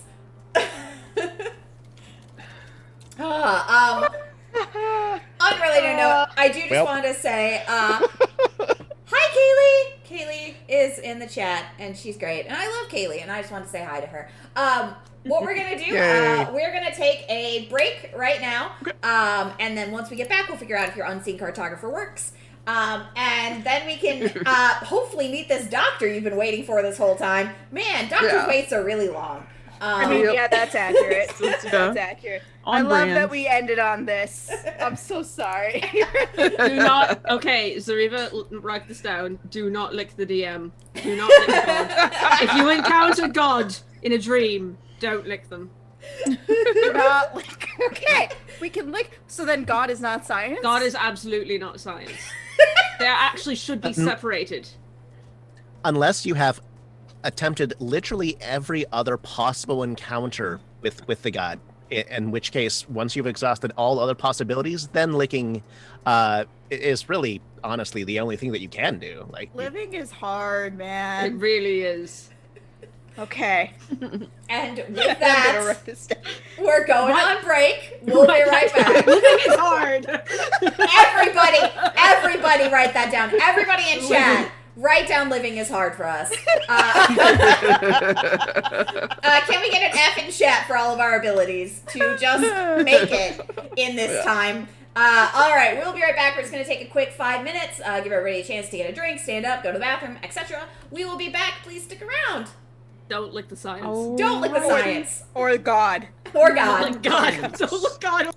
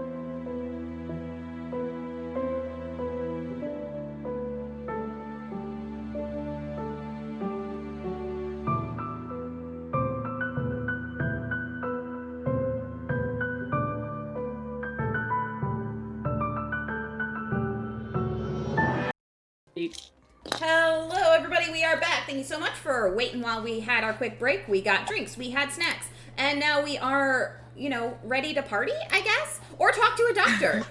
That's fine, too. Both. Why not both? Why not both? Party with doctors. That's what we're doing. Do doctors party? I heard maybe they do. I don't know. Yeah.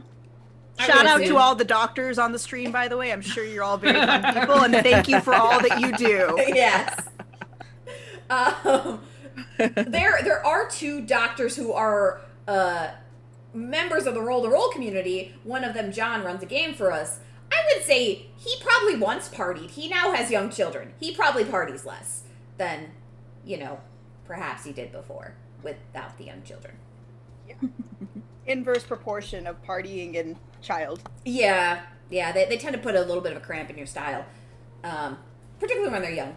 Alrighty, so we are back into it, and finally, after you don't even know how long waiting, the doctor opens the door, and as it opens, I'd like you all to make a perception check for me. This is for sight.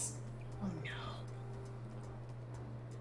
Love it when the DM asks for things. Wait, what are we doing? I'm sorry. Perception sight. Oh, man. I think I accidentally closed roll 20 because I'm a dingus. That's all right. We can wait.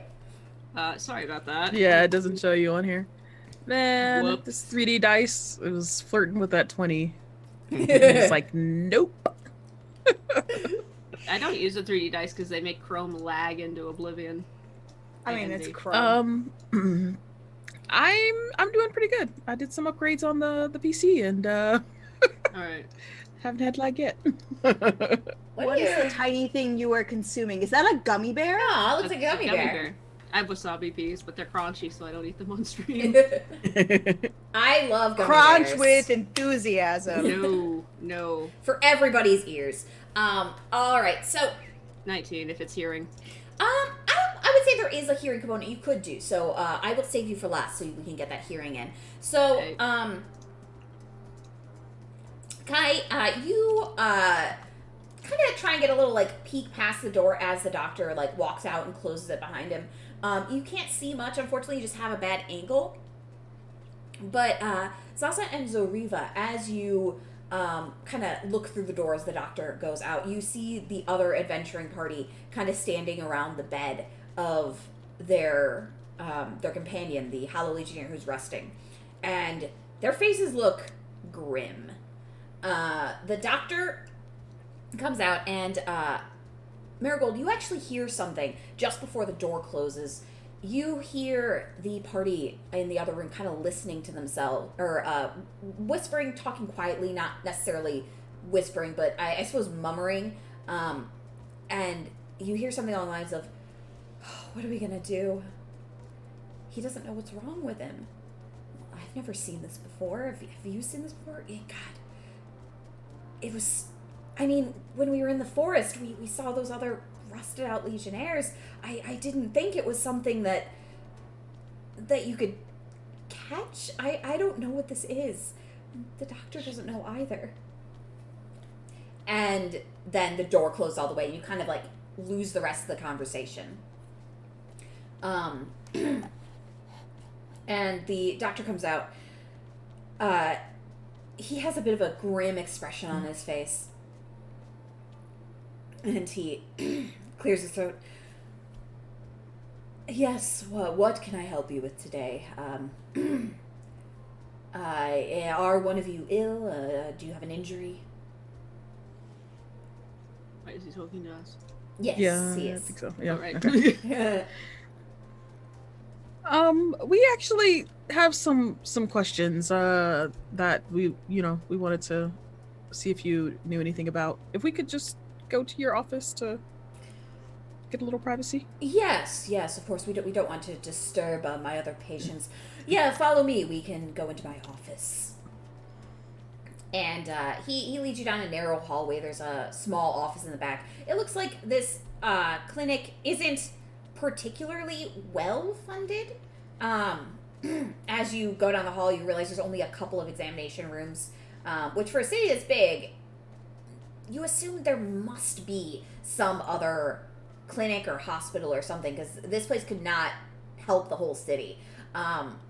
If you would like to make a just an intelligence check, you might be able to kind of suss out what's going on here. I'm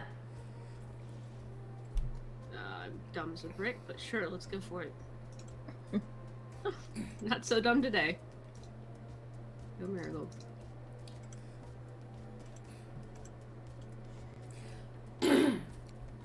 Oh, damn. Everybody rolled pretty well here. So, Wow. Even with the -1. yeah. Good job. Woohoo. So, Zasa, Marigold, and Kai, you, as you're taking a look at this facility, you see it's pretty, the equipment looks old as you peek into examination rooms that are kind of half open. There seems to only be the doctor and the receptionist, who Zasa knows on staff. There doesn't seem to be any nurses or other doctors. You think that maybe this is the medical facility where out-of-towners go, or individuals who don't otherwise have the means to go to a better place. A city this big with golden walls surely has a better medical facility than this. But you also think, given what you've learned about the city, maybe people who don't have the money or people who don't actually live here can't go to the better hospital for whatever reason.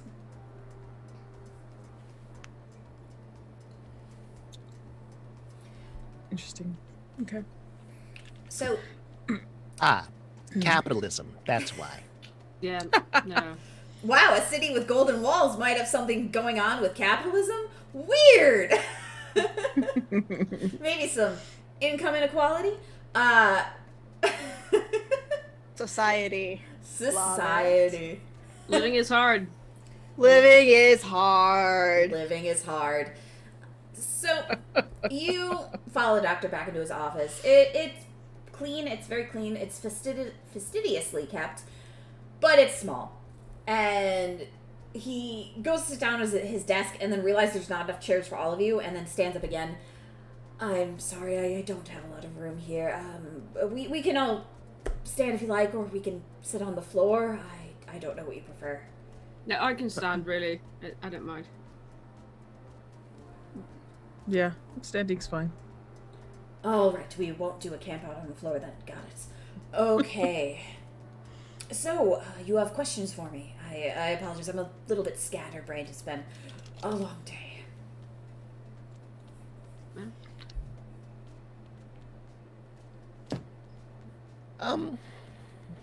Well, we understand that there was a few cases, or 2 cases of serpent's kiss here, and that the 2 people with the condition ended up dying of it and then being cremated so that they wouldn't infect anyone else. And we were curious about that, and we wanted to make sure that no one else was going to be sick, but also that we also wanted to know what might have been going on with the your patient in front of us, except it seems like maybe the rust condition was a lot more severe than we thought it was. They didn't seem very. Their friends didn't seem very optimistic about the outlook. Yes, it was unfortunately not good news. I can't share direct medical details with somebody, not a next of kin or, we're related to the individuals in question. But for the Hollow Legionnaire, that is, for, I believe you would just have to speak to them. I don't want to speak out of turn on their behalf. I would say that it's unlike anything I've seen before, nothing I've treated. But beyond that, you would have to speak to them. In regards to the Serpent's Kiss, it is something of, with the individuals who were afflicted since past, and since we know of no next of kin, I do feel it is all right to discuss. It was unusual. I honestly had never seen something like Serpent's Kiss before. Were it not for my assistant, I would not have known what it was. But yes, the individual sadly passed. We don't believe anybody else became infected. Myself, my assistant, we are not experiencing any ill effects. Neither are the guards who came in direct contact with these individuals. The only reason the guards let them through, honestly, was because they didn't want to touch them to stop them. It was quite an advanced case, unlike that which, I'd ever even considered when my assistant advised me of it. This is the first documented case of a Hollow Legionnaire dying. Oh, is that right? Well, the individual, my other patient, has not yet died. Yet. Okay. Yet. But, not to discuss out of turn on that, but if the condition does not improve, that could be a likely scenario. As for Serpent's Kiss, I don't believe anyone else in town has gotten it, but there has been quite a tizzy. Everybody, a lot of people were out and about when the individuals came through, and they were a grisly sight. So if it doesn't seem as though it was a communicable disease, then do you suppose that polluted water might have been the source? Perhaps water polluted by Titan blood or other issues? Perhaps.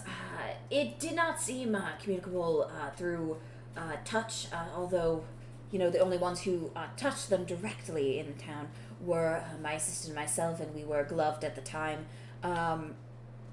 It definitely was not transmitted by air, as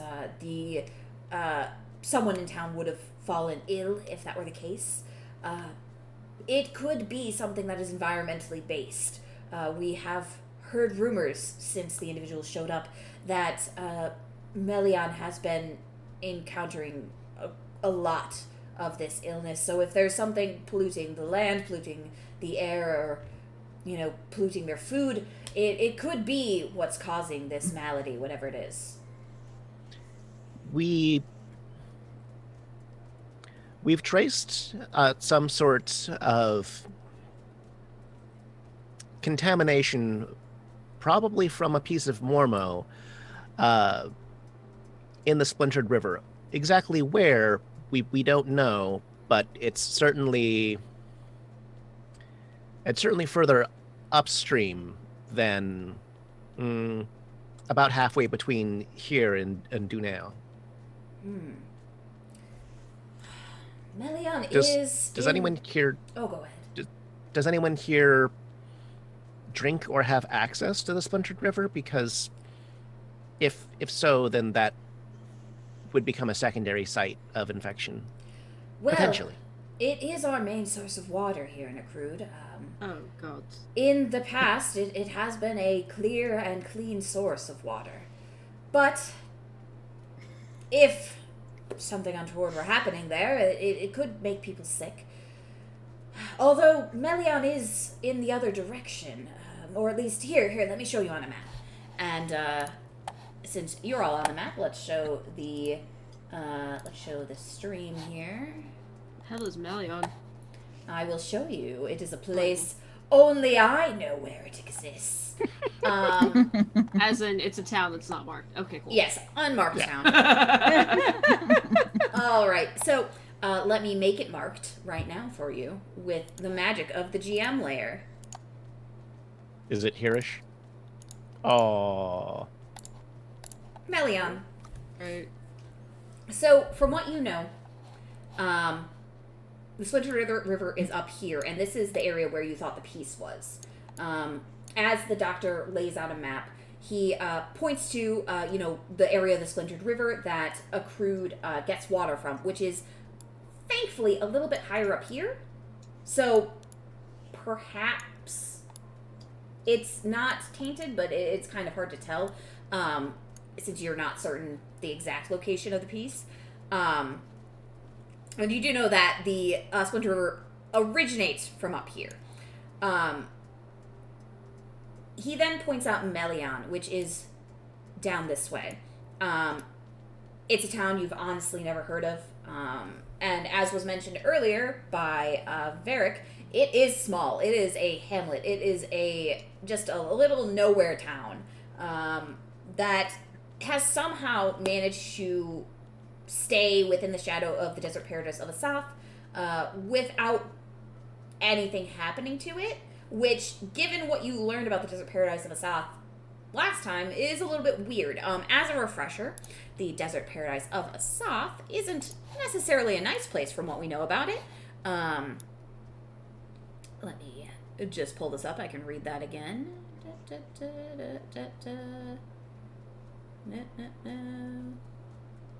Where are you? I suppose I could just search paradise. That would be smart. Here we go. So, the desert paradise of Asath has historically thought to have used powerful magic to draw water up from the river, the Splintered River, when it was underground, to create their great desert oasis. Unfortunately, the paradise of Asath is also known to be inhabited by unredeemed Mormo followers. Nobody's sure how many unredeemed Mormo followers are in the city, but it's believed that essentially the entire city worships Mormo.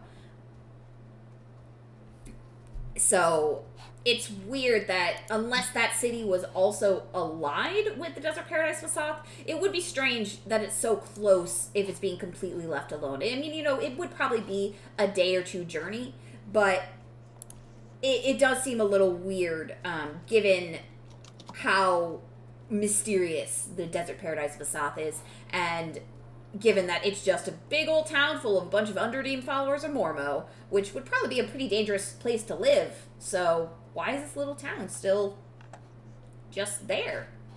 Blood sacrifice. Maybe. All right, so that's Melion, and then we have the site of where you think maybe the piece is, as found by Sina, and then over here is where Accrued is getting much of its water, probably like right there. Link on the map for us for that? I couldn't see it. There we go. Okay. So Accrued is getting its water from right here. Where? The piece seems to be right here, or at least that's where Sina found the blue one? No, this red one right here. Okay, so the piece is there. Yeah. And then that was the oasis, that's which Melion. Yeah, this is the oasis which Sina also had marked as an area of activity, but she didn't know for certain if there was a piece there. Okay. You seem to think that the piece is here, which is the other area she had marked for activity, and then Melion now is down here.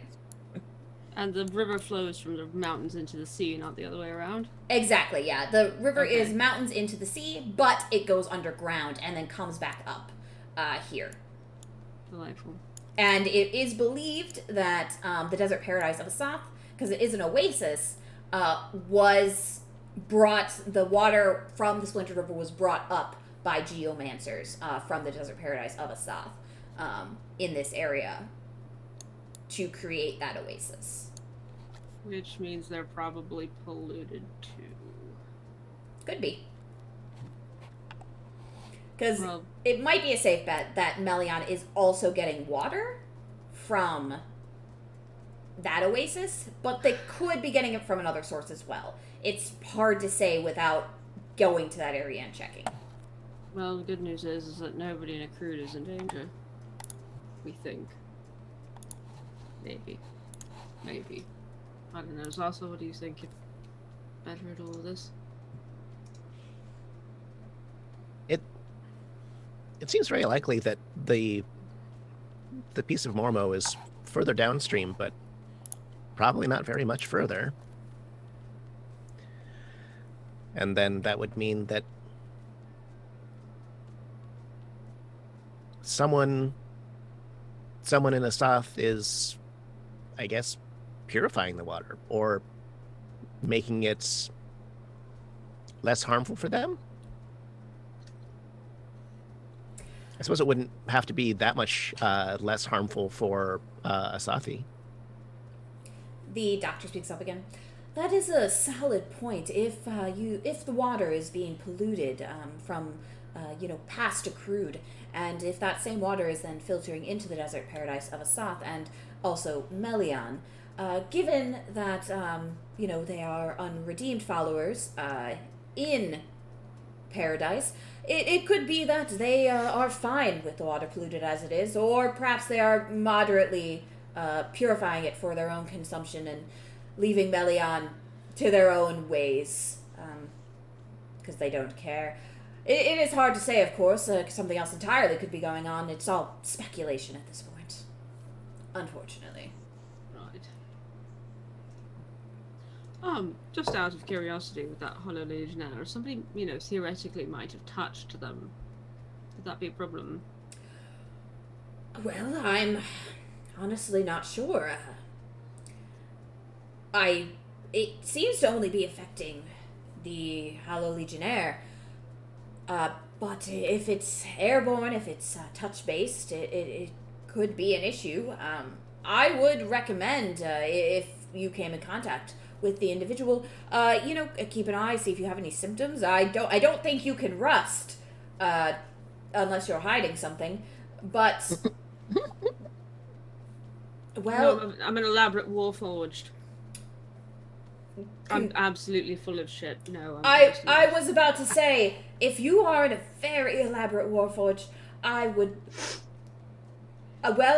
want to document this, and I would also say congrats on your fine craftsmanship. But thank you, but no, I'm just an elf. Right. That's what I thought. As a doctor, that is what I, deduced. But I didn't want to jump too many assumptions if you are warforged.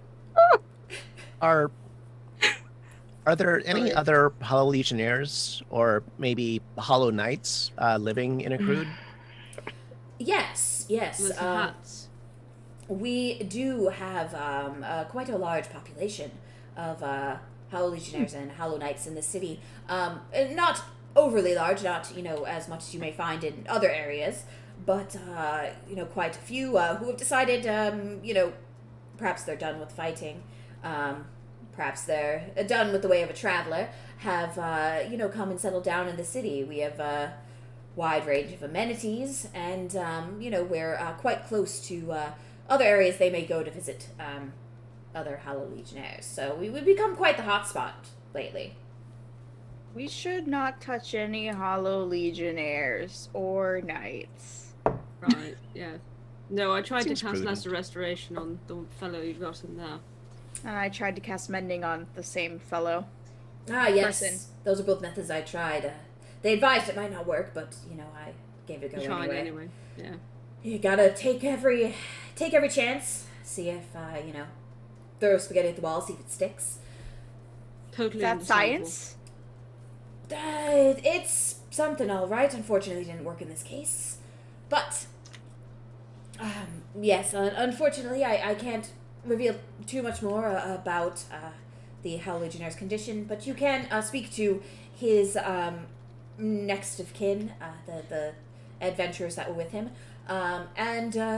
If you would like to know more about Serpent's Kiss, I would recommend speaking to my assistant. She is really much more knowledgeable on this area than I am. I did not even know it was a thing before she advised. But is that a point of issue? She's quite kind, I assure you. We have a shared history that It's complicated. Is that a good assessment, Yes. Sasa? it is complicated. Oh, Complicated. I would warn you, she does keep a grudge. We noticed. Yeah, it's everybody has a flaw. She's a fantastic assistant, a brilliant scientist, but, oh, get on her bad side, and, oh boy. Sounds like you're very knowledgeable about that, Doctor. I've had to grovel once or twice. Oof. Oof. Condolences? It was mostly my fault, but, you know, are we inciting on, what are you looking to see? I rolled a 10. I'm just seeing what this guy's about. You think, you're not able to exactly deduce, but you think that maybe he was interested in her romantically, and, then did something to get on her bad side. You can't really tell much more, but it does seem a bit like a lover's quarrel between colleagues, which is always sticky. R.I.P. Don't date your colleagues, right? Mm-hmm. Yeah. I date your really colleagues. don't recommend Write it, that down. particularly when your colleagues are incredibly brilliant, and also just a lot when they're mad. Just a lot. Sounds like a character flaw they need to address instead of being abusive towards other people, but that's just me. Well, she So petty. does perhaps need to work on herself a bit. We are no longer involved that way. Just professionally. For various reasons, but she's incredibly professional. So, if you need her help, she will help you. No, she won't, but thank you. Well, she just might make you regret that she's helping you. Delightful. All right. Where to next? I think we should probably find somewhere to bunk down for the evening, check in with the group with the Hollow Legionnaire, not in that order, and maybe I can see about getting us some lodgings, maybe a concert or something. I'm in a crude. I've been here before. Need ways to come to here and not hold a concert. Get us some actual money. Go ahead. Hair dye. Yes. Sorry, go ahead, You need a Sam. hair dye. Mm-hmm. I wanted to talk to Kirtente again and see if pollution is a known cause, because that would sort of firm up that theory. But if she gives you any shit, let me know. We'll deal with her.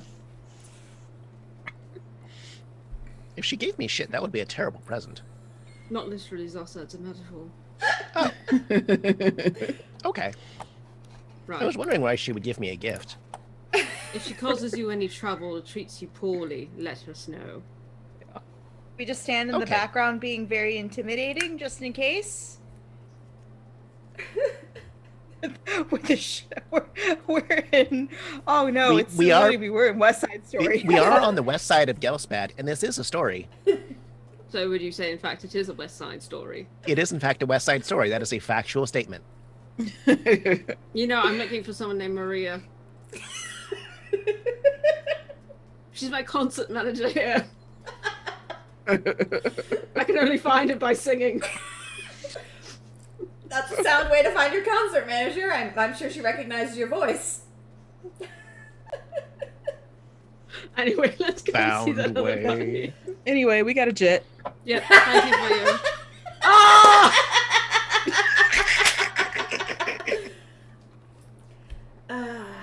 You know, I mean, if you want to go back and talk to Varric, he was quite the shark. He might know provide more Oh, we've already information. jumped the shark with this entire no, conversation. No. If you didn't make that pun, I was going to. God That damn was it. literally the next thing I was going to say. The jump the shark pun. No. The jet pun. Varric being a shark. Being a shark. Everything about this is terrible, and I'm leaving. And Zovriva walked off into the desert. Never to be seen again. Did she melt? We'll never know. She took off the ring of fire resistance just to like depart this horrible mortal existence. Because living is hard. That's okay, I'll learn to play it cool.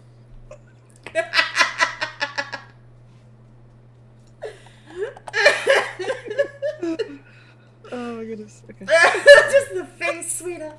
Oh, the face. Everything Right. hurts and I'm dying.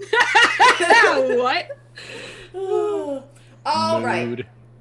So, are you? I thought that was the plot to Rent. Sorry. I'm sorry.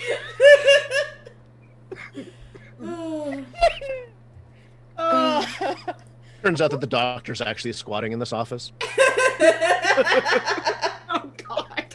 Let's get out of here before we make any more musical puns.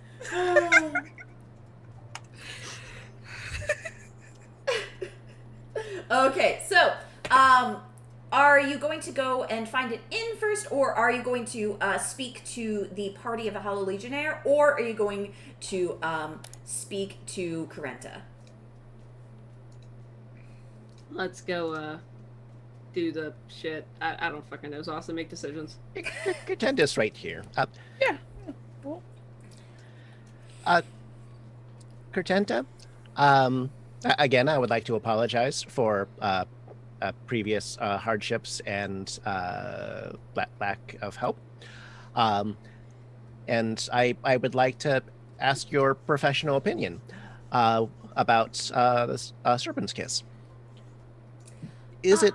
Oh, go Are ahead. there any cases of someone getting infected with Serpent's Kiss from tainted water, perhaps from a piece of Mormo? Well, if you're asking my professional opinion, I can professionally advise that we have not seen any cases that were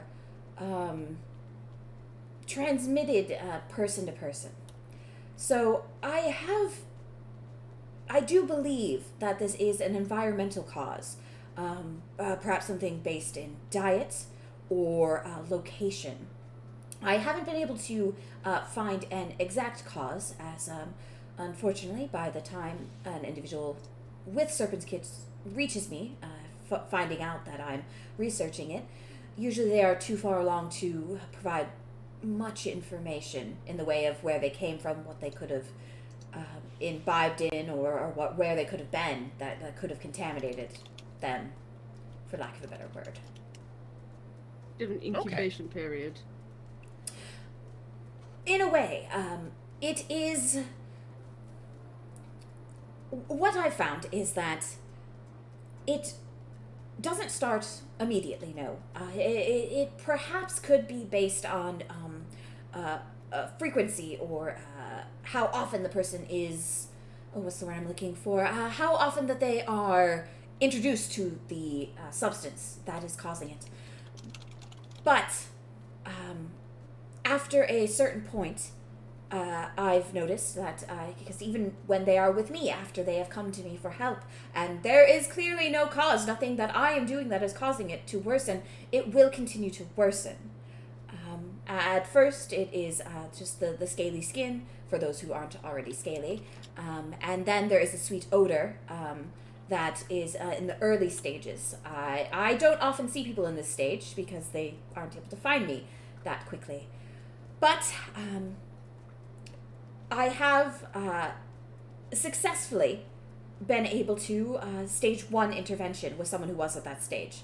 She had been led with a friend. She was leading a friend who was much sicker than herself. And her friend sadly perished. But with fasting and solitude, the individual made a full recovery. They have some scarring from the scaly skin, but beyond that, they did not worsen, and they did not perish. That leads me to believe that it is something in the environment or being imbibed. But individuals who reach me too late, I can't do anything for them.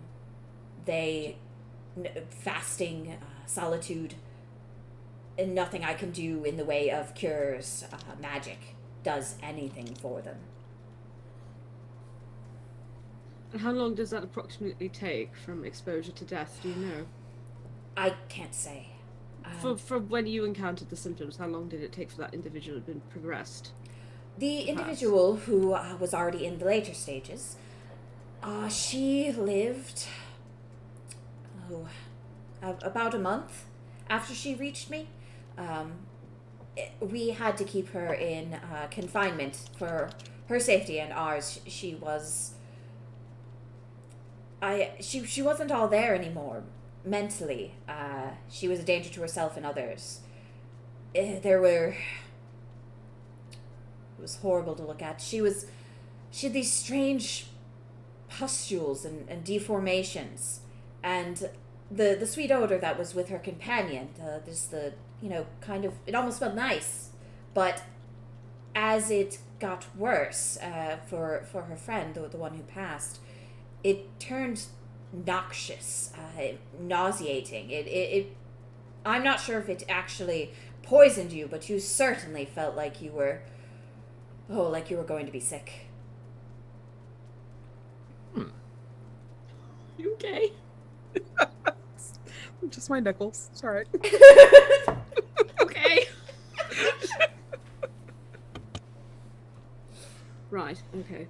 Well, we have maybe some leads in the desert, so we're going to go figure that out. Yes, there's definitely some sort of contamination, very poisonous and lethal contamination in the Splintered River, although if it's not affecting people within a crude, then it seems like it's perhaps a little bit further downstream. But do you happen to know if the water table of Malian is connected to the Splintered River? I am actually not aware.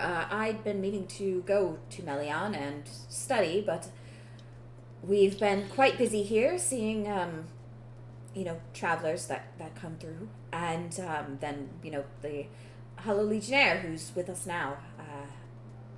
I don't feel that I can leave until we know what's going on there. But now, Zasa, I know that you're sorry for what you did or didn't do prior. That is a factual statement. Yes. And I don't know if I can forgive you for what happened, only because perhaps we would have found a cure by now, and I wouldn't have watched so many people die who would come to me for help. Perhaps there would have been less.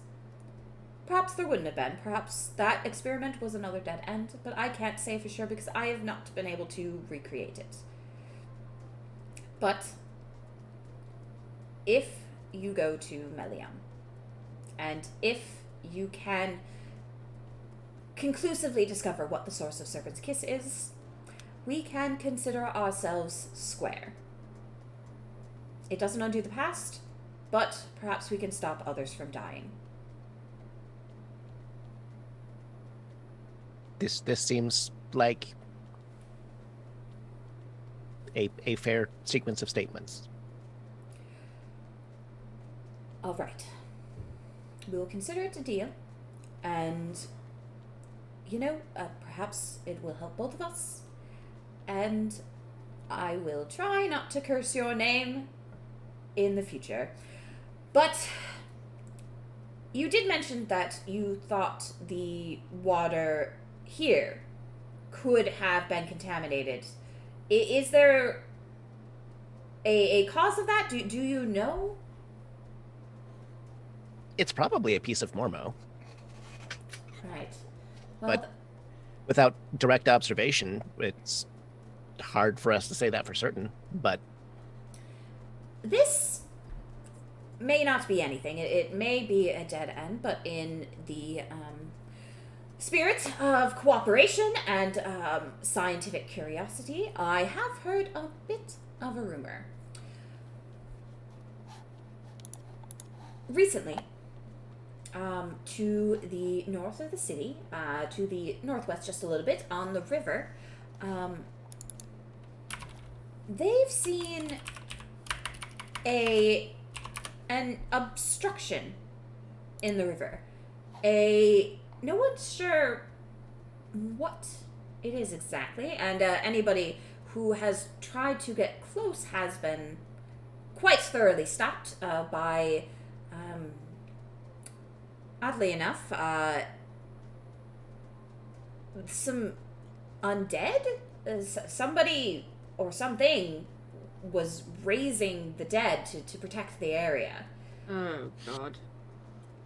And I also haven't been able to check this myself. I'm not prepared to face the undead, so I have not gone to check this out, but if there is something in that river, it could be causing a problem. Fucking hell, I think Is I know anyone who it else is. clocking the look on Zasa's face right now? I'm face blind, but I know exactly what... Yes, I think I know who it is.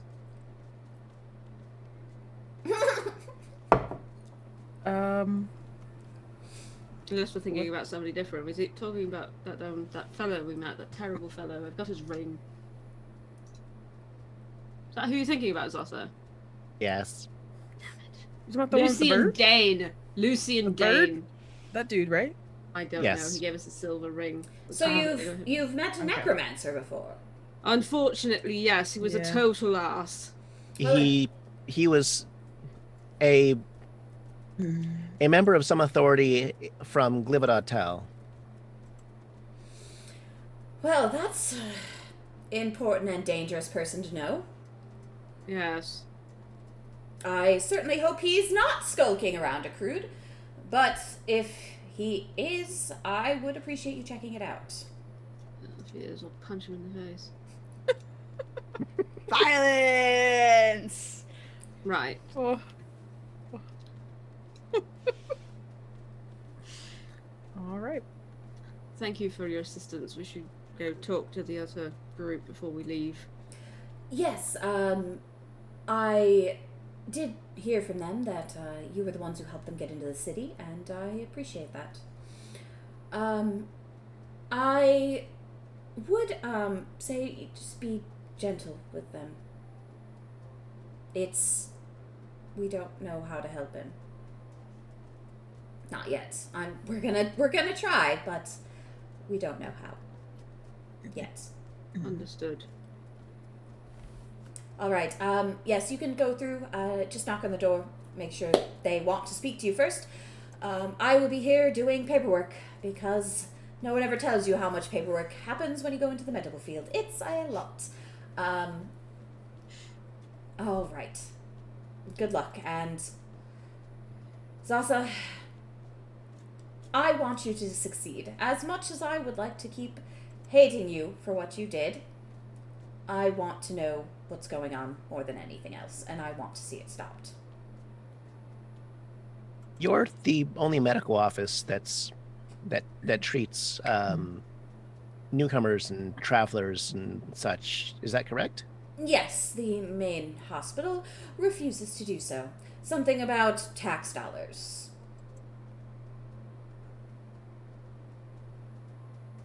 But you see many patients, yes? Yes, travelers, traders, different individuals who are new to the city and haven't established residence yet. Basically, anybody who can't otherwise afford the main hospital through their contributions to the city.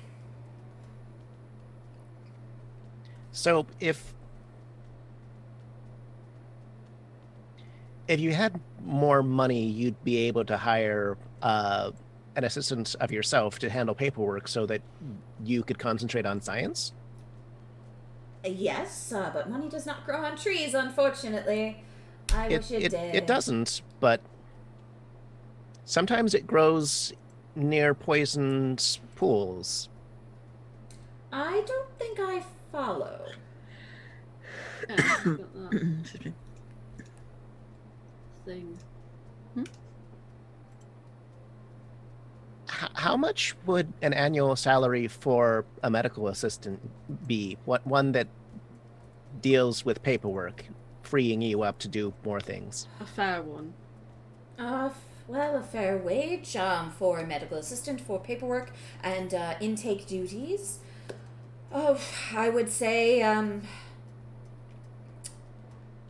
probably about 15 gold a week. For general lodging, food, and making sure that they have what they need in the city. It's an expensive place to live. guys trying to get the snake oil guy hired? 780 gold a year, I believe. That does seem to be the correct math. What? I think I have a nosebleed. Excuse me for a moment. That is a substantial amount of money. Oh, Maybe better than the business model. I was going to. Sorry, Zasa, go ahead. I was going to offer to just provide that money, although I don't think that I have that much. I only have 100, so. If if you think that you can find me an assistant in this city, we could perhaps let them stay in the clinic. We do have a stay in one of the rooms here. We can make it into a lodging room, perhaps an on-call type of room. And that would knock down the price significantly for a standard wage. It would probably put you at 5 to 8 gold a week if we're not including lodging in this city, which is ridiculous. How cities are, unless you want to live in a box. Having to live in a box, I can tell you, not fun. I really don't think we should foist that snake oil salesman out by the gate, though, on this poor woman. Regardless of whatever grudge she may have against you. Oh, Varric. Oh, he's the worst. Oh, he really is. Oh, he's so bad. I understand he has, this much medical training, but I don't understand why so many people go to him. I suppose because it's technically more affordable than trying to go to the main hospital, but they could come here. But, then again, we have very long wait times, and people want a quick fix. People are scared. They want... Yes, exactly what she said. Sorry, Zossa, go ahead. We talked him into being less of a flim-flam and more just a dispensary. Well, that'd probably be better for the city. I appreciate it. The amount of people who come to me after Varric has treated them certainly does not make my workload any lighter. What if you trained him? What if you gave him enough of an education? Say you offer him lodgings, you offer him training, and that at that point his salary per week could be whatever you want to set it at. What if you trained him and actually made him useful? Like an if he was willing to do intern that. situation. Right, but a paid intern, because paid we don't do intern. paid internships, Yeah. no. Yes. No. Yes. Unpaid internships are bullshit and a result of gig economy. But anyway, I don't know anything about that, says the artistic contractor. So the she pauses for a minute. I swallowed spit down. Are you okay? Don't die. Lean over and just hand you a glass of Yeah. water. You made me all laugh right when I was swallowing, just like Oh no. This party does do that. Can confirm. Chaos barely on the wheels. Yeah, barely on the wheels. Okay, I think I'm okay. She's like, well, if he was getting lodging and training, and he was serious about actually helping people, I could pay him a fair salary just with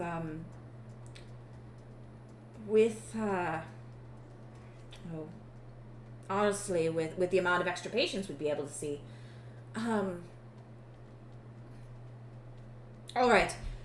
If you want me to take on Varric, who is one of the most annoying people I've ever met, but a moderately trained professional, minutia, little bit of training professional, then I could consider it. I would most likely need maybe the 50 gold as a head start to cover his basic training before he's able to actually help anybody and take some load off my plate. I'll cover 25 of it. I will cover the rest. Oh, That way we can stop fucking having people go to him, and 2 birds, 1 stone. it's a terrible metaphor, but yes. And honestly, he would make a good receptionist. He's very charming is a word you could use for him. One performer to another, he lays it on a bit thick. Yes! Incredibly thick. It's... With 2 C's, in fact. With 2 C's. He lays it on so thick, you're surprised he can walk down a hallway without 6 alerting cc's guards. of thick. The clap of his ass cheeks, you might say. It is In fact, dummy thick. dummy thick. It echoes throughout the halls and the streets of Accrued. Exactly. I think we've just confirmed that Varric has a thick ass. But It's part of his charisma. It The is. power is all in his ass. he's just got that booty power.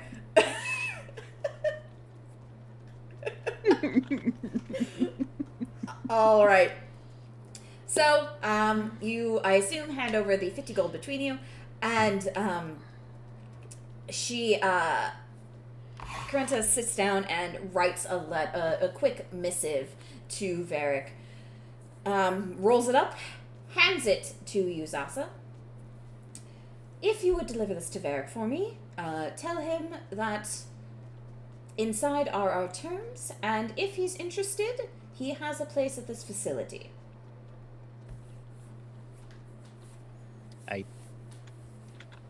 I'll go see him, and hopefully the people of the city will be better off for it. Oh, here's hoping. I cannot take another year of his ridiculous medical help that just delays people coming to me. If he's at least here, helping them with me, I will not keep getting people who I could have helped weeks ago and are now in worse condition. Right, yes, it's a very serious problem. I have to see chat.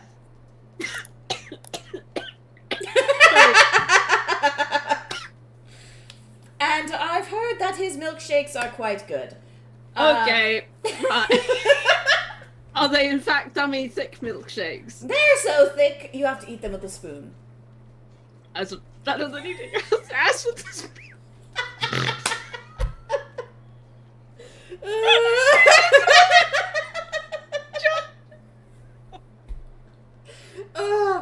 And Why is just to read this out loud, his milkshake brings all the customers to the cart, and he's like, I'd treat your tall man's knees, but I'd have to charge. Damn right. Oh, damn it.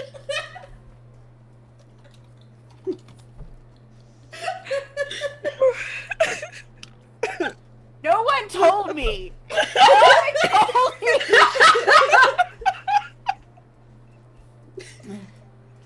Play with this party, they said. You'll have a good time, she said. You can't let God though, even out of revenge. Come play Scarred Lands. It's not cursed at all. It's fine. It's differently cursed with It's us. different. Yes. So we're gonna leave this lovely snake lady and go talk to the party who is grieving their dead, dying friend. Oh. Probably While through trying the door. not to think about Varric's ass cheeks. He was Damn it. wearing some nice leggings when you saw him, in fact, with like a tunic. And when the breeze blows, the tunic goes up, and you just see his nicely cupped behind with those nice He leggings. should go for the arse league. I feel like we all need sexual harassment training right now. For Varric, an imaginary person. Oh boy. I I would not cup the ass without consent. Consent It is is, very yeah. important. D&D and HR.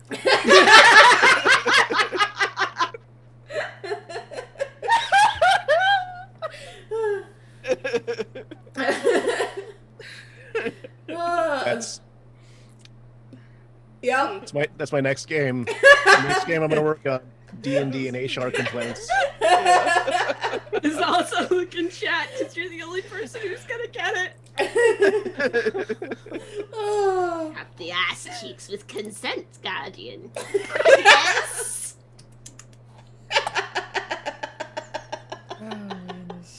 Alright, so we leave the room to go talk to this terribly afflicted, very sad party. Yes, you have to go talk to this party who has a friend who's dying right now. Very sad. Do we need a moment to Compose yourself, Guardian. It's easy math, Guardian. Just clap the ass. I don't know what's happening, and I'm very concerned. Then I told Fenchurch. Right. Not every ass cheek is safe to sell. So basically, we're setting Varric up with a job, and then also a should I give him a few tips to join the Ass League as well.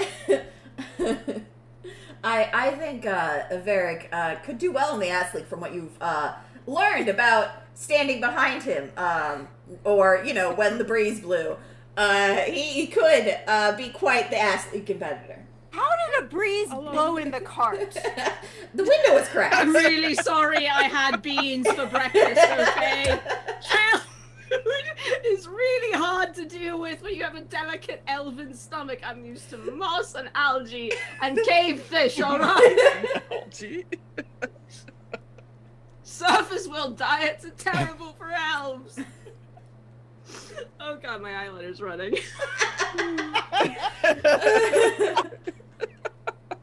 Oh, well, I think what we're gonna do is I think we've got too much of a case of the giggles to go speak to a grieving party. Yes, we that is No, we that should is not be actually- allowed here. Nope. But you can go deliver the missive to Varric if you like. Yes, absolutely. Damn, Guardian, that ass fat. What are your pronouns? Oh my god. Okay. Zuriva's starting to there's melting? Actual melting happening. The embarrassment is too much for the ring of fire resistance. Well, we all know that Marigold has absolutely no shame and no ass. Unfortunately, Marigold is not dummy thick. No, he's a beanpole. No. He got the elven booty, which is like a board. For yourself. That's he clapping ass cheeks. Unclapping. That's the sound of one ass clapping. Let's go talk to Barracks! Yeah, let's go do that. Flapping. The term you're looking for is flapping. All right. So, you take a brief foray to go see Varric again because you wanted to give the party a little bit more time with their companion before going and asking a lot of questions. Yes. Yeah. You thought they might need some more time. You were definitely just being sensitive, not, being ridiculous at all. So, Varric, it looks like, is just seeing his last customer off for the day, and he gives a big wave to the customer and then turns and sees you and is like, "Oh, hello. I've been doing what you've told me. Would you like a pain reliever?" Zuriva's actually gonna take it. Oh, no. Take it and down it. We take it without any constitution check or any boy. checks at all. We're just gonna take it. All right, you take a small vial and down it. It was kind of like a nice blue color. You don't feel any weird effects. It just seems like it was a blue liquid. You're not certain if this is because you're an ooze made of ice, or if it would have done something to somebody else, but you don't think it's formulated for you regardless. I feel nothing, snake oil man. I mean, neither do I, but I go to therapy for that. You should definitely keep doing that. All right, well, what can I help you with today? And he seems a little nervous around you, but, Marigold, you don't... Yes. He doesn't necessarily seem dishonest. He does just seem a bit scattered, like it's been a hard day. It's been a hard day doing honest work. Right, we have a deal for you, actually. A good one, a better one. A deal, you say? Would you like to pay off your medical exam college bills Yes. while actually helping people I suppose. without having to hawk your wares? That was a word. So I'm... And while furthering your medical education. There you go. But I dropped out. I don't think they're gonna... And for pay. Oh! With a place to live. Oh, all right, let me see it. Okay, so you're saying that I can get paid, have a place to live, be trained, being paid to be trained, and I don't have to keep making these shitty potions. Yes.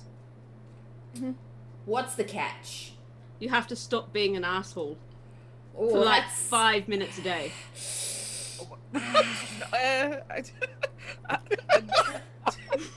I say you can be an asshole for 5 minutes outside of work. There you go. That one. Kai has the right of it. So I have to work on my bedside manner, is what you're saying. I mean, you were going to be a doctor anyway. Hopefully you did learn a little bit of that. And that was kind of why I got kicked out. Because your bedside manner is appalling. Oh, it's atrocious. Yeah, I know. They wanted to see you leave, huh? Yes, everybody was incredibly pleased to watch me leave, and I was a little offended, but, you know. I feel like, what's her name again? Sasa, what's your friend's name? Sort of friend? Snake lady? Frenemy. What's your sister? Cortenta. Cortenta. I feel like Cortenta might be able to kind of keep him straight. Based on that seems likely. personality. Actually, yeah. I can actually think of no better combination. Yeah. She scared me. No, she doesn't scare me. No, she doesn't scare me either. She's just, I think she'd be able to, make sure he learned good bedside manner. Needs to scale the aggression back a bit, though. Yeah. You'd have to deal with that weird vibe, though. Oh, I feel like he'd be fine with that. Anyway. I like how we're talking about him like he's not. Yeah. He's just, like, standing there nodding, like, oh, yeah, I'm all for a weird vibe. As long as it has batteries. So, what do you think? Killed Sweeter, I'm so sorry. Well, Riven's gonna start losing a limb, like her hands get very thin because she's just sweating too much. Prestidigitation, you're colder. So he thinks it over. Oh my god. Well, it's worth a shot, because you know what? If I'm doing anything, I'm going to at least try it once, and if I fail, I can just tell no one that I failed and go do something else. So, you know what? I'm in.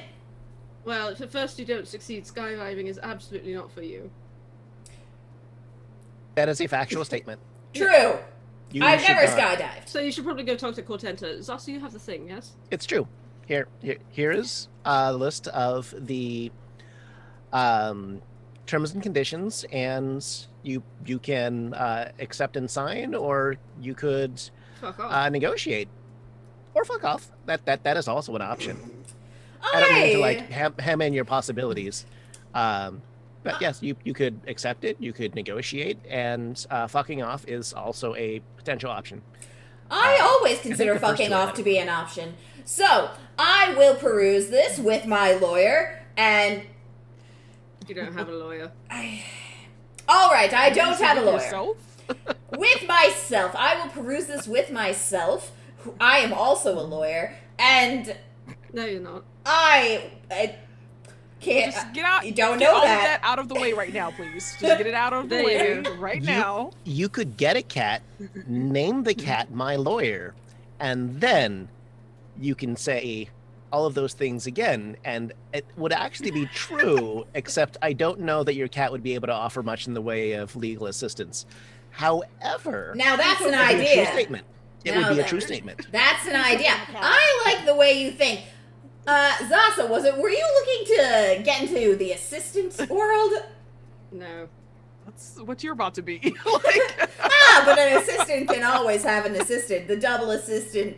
All right. Well, I'm gonna look over this document. You consider that, Zasha. I can write up a document for you if you like. And then tell her I'm interested, and if I decide in her favor, I will send the autographed document back tomorrow morning. Can I offer you a bit of unsolicited advice? Well, I think you're going to anyway, so sure. I mean, you do, in fact, have me for rights. No, I'm a really good not. judge of character. No, you're not. All Anyway, right. From one performer to another, Yes. tone it down a little. People are far more taken in if you're not being overt. That hits a little close to home. Yeah, no, I know. It's hard. I'm gonna go look at this document in my caravan. Mhm. Have a good night. And he fucks You off will. into his caravan. Bye, Just gonna Varric. stare. Yeah. Have a good night. You hear a gentle God damn as it. he walks. I'm just gonna stare at the sky because it's just so pretty. Beautiful, beautiful sunset happening right I now. will not stare at the ass without Amazing. consent, so I also look at the sky. We're just meaningfully staring into the sunset. And You know you can burn your eyes out that way. Honestly, that might be the best thing that has happened to me today. and there's just the gentle soundtrack of, and then a door closes. I fully work. Oh, Candy! Oh no! Oh, what did Candy do? What? Nothing.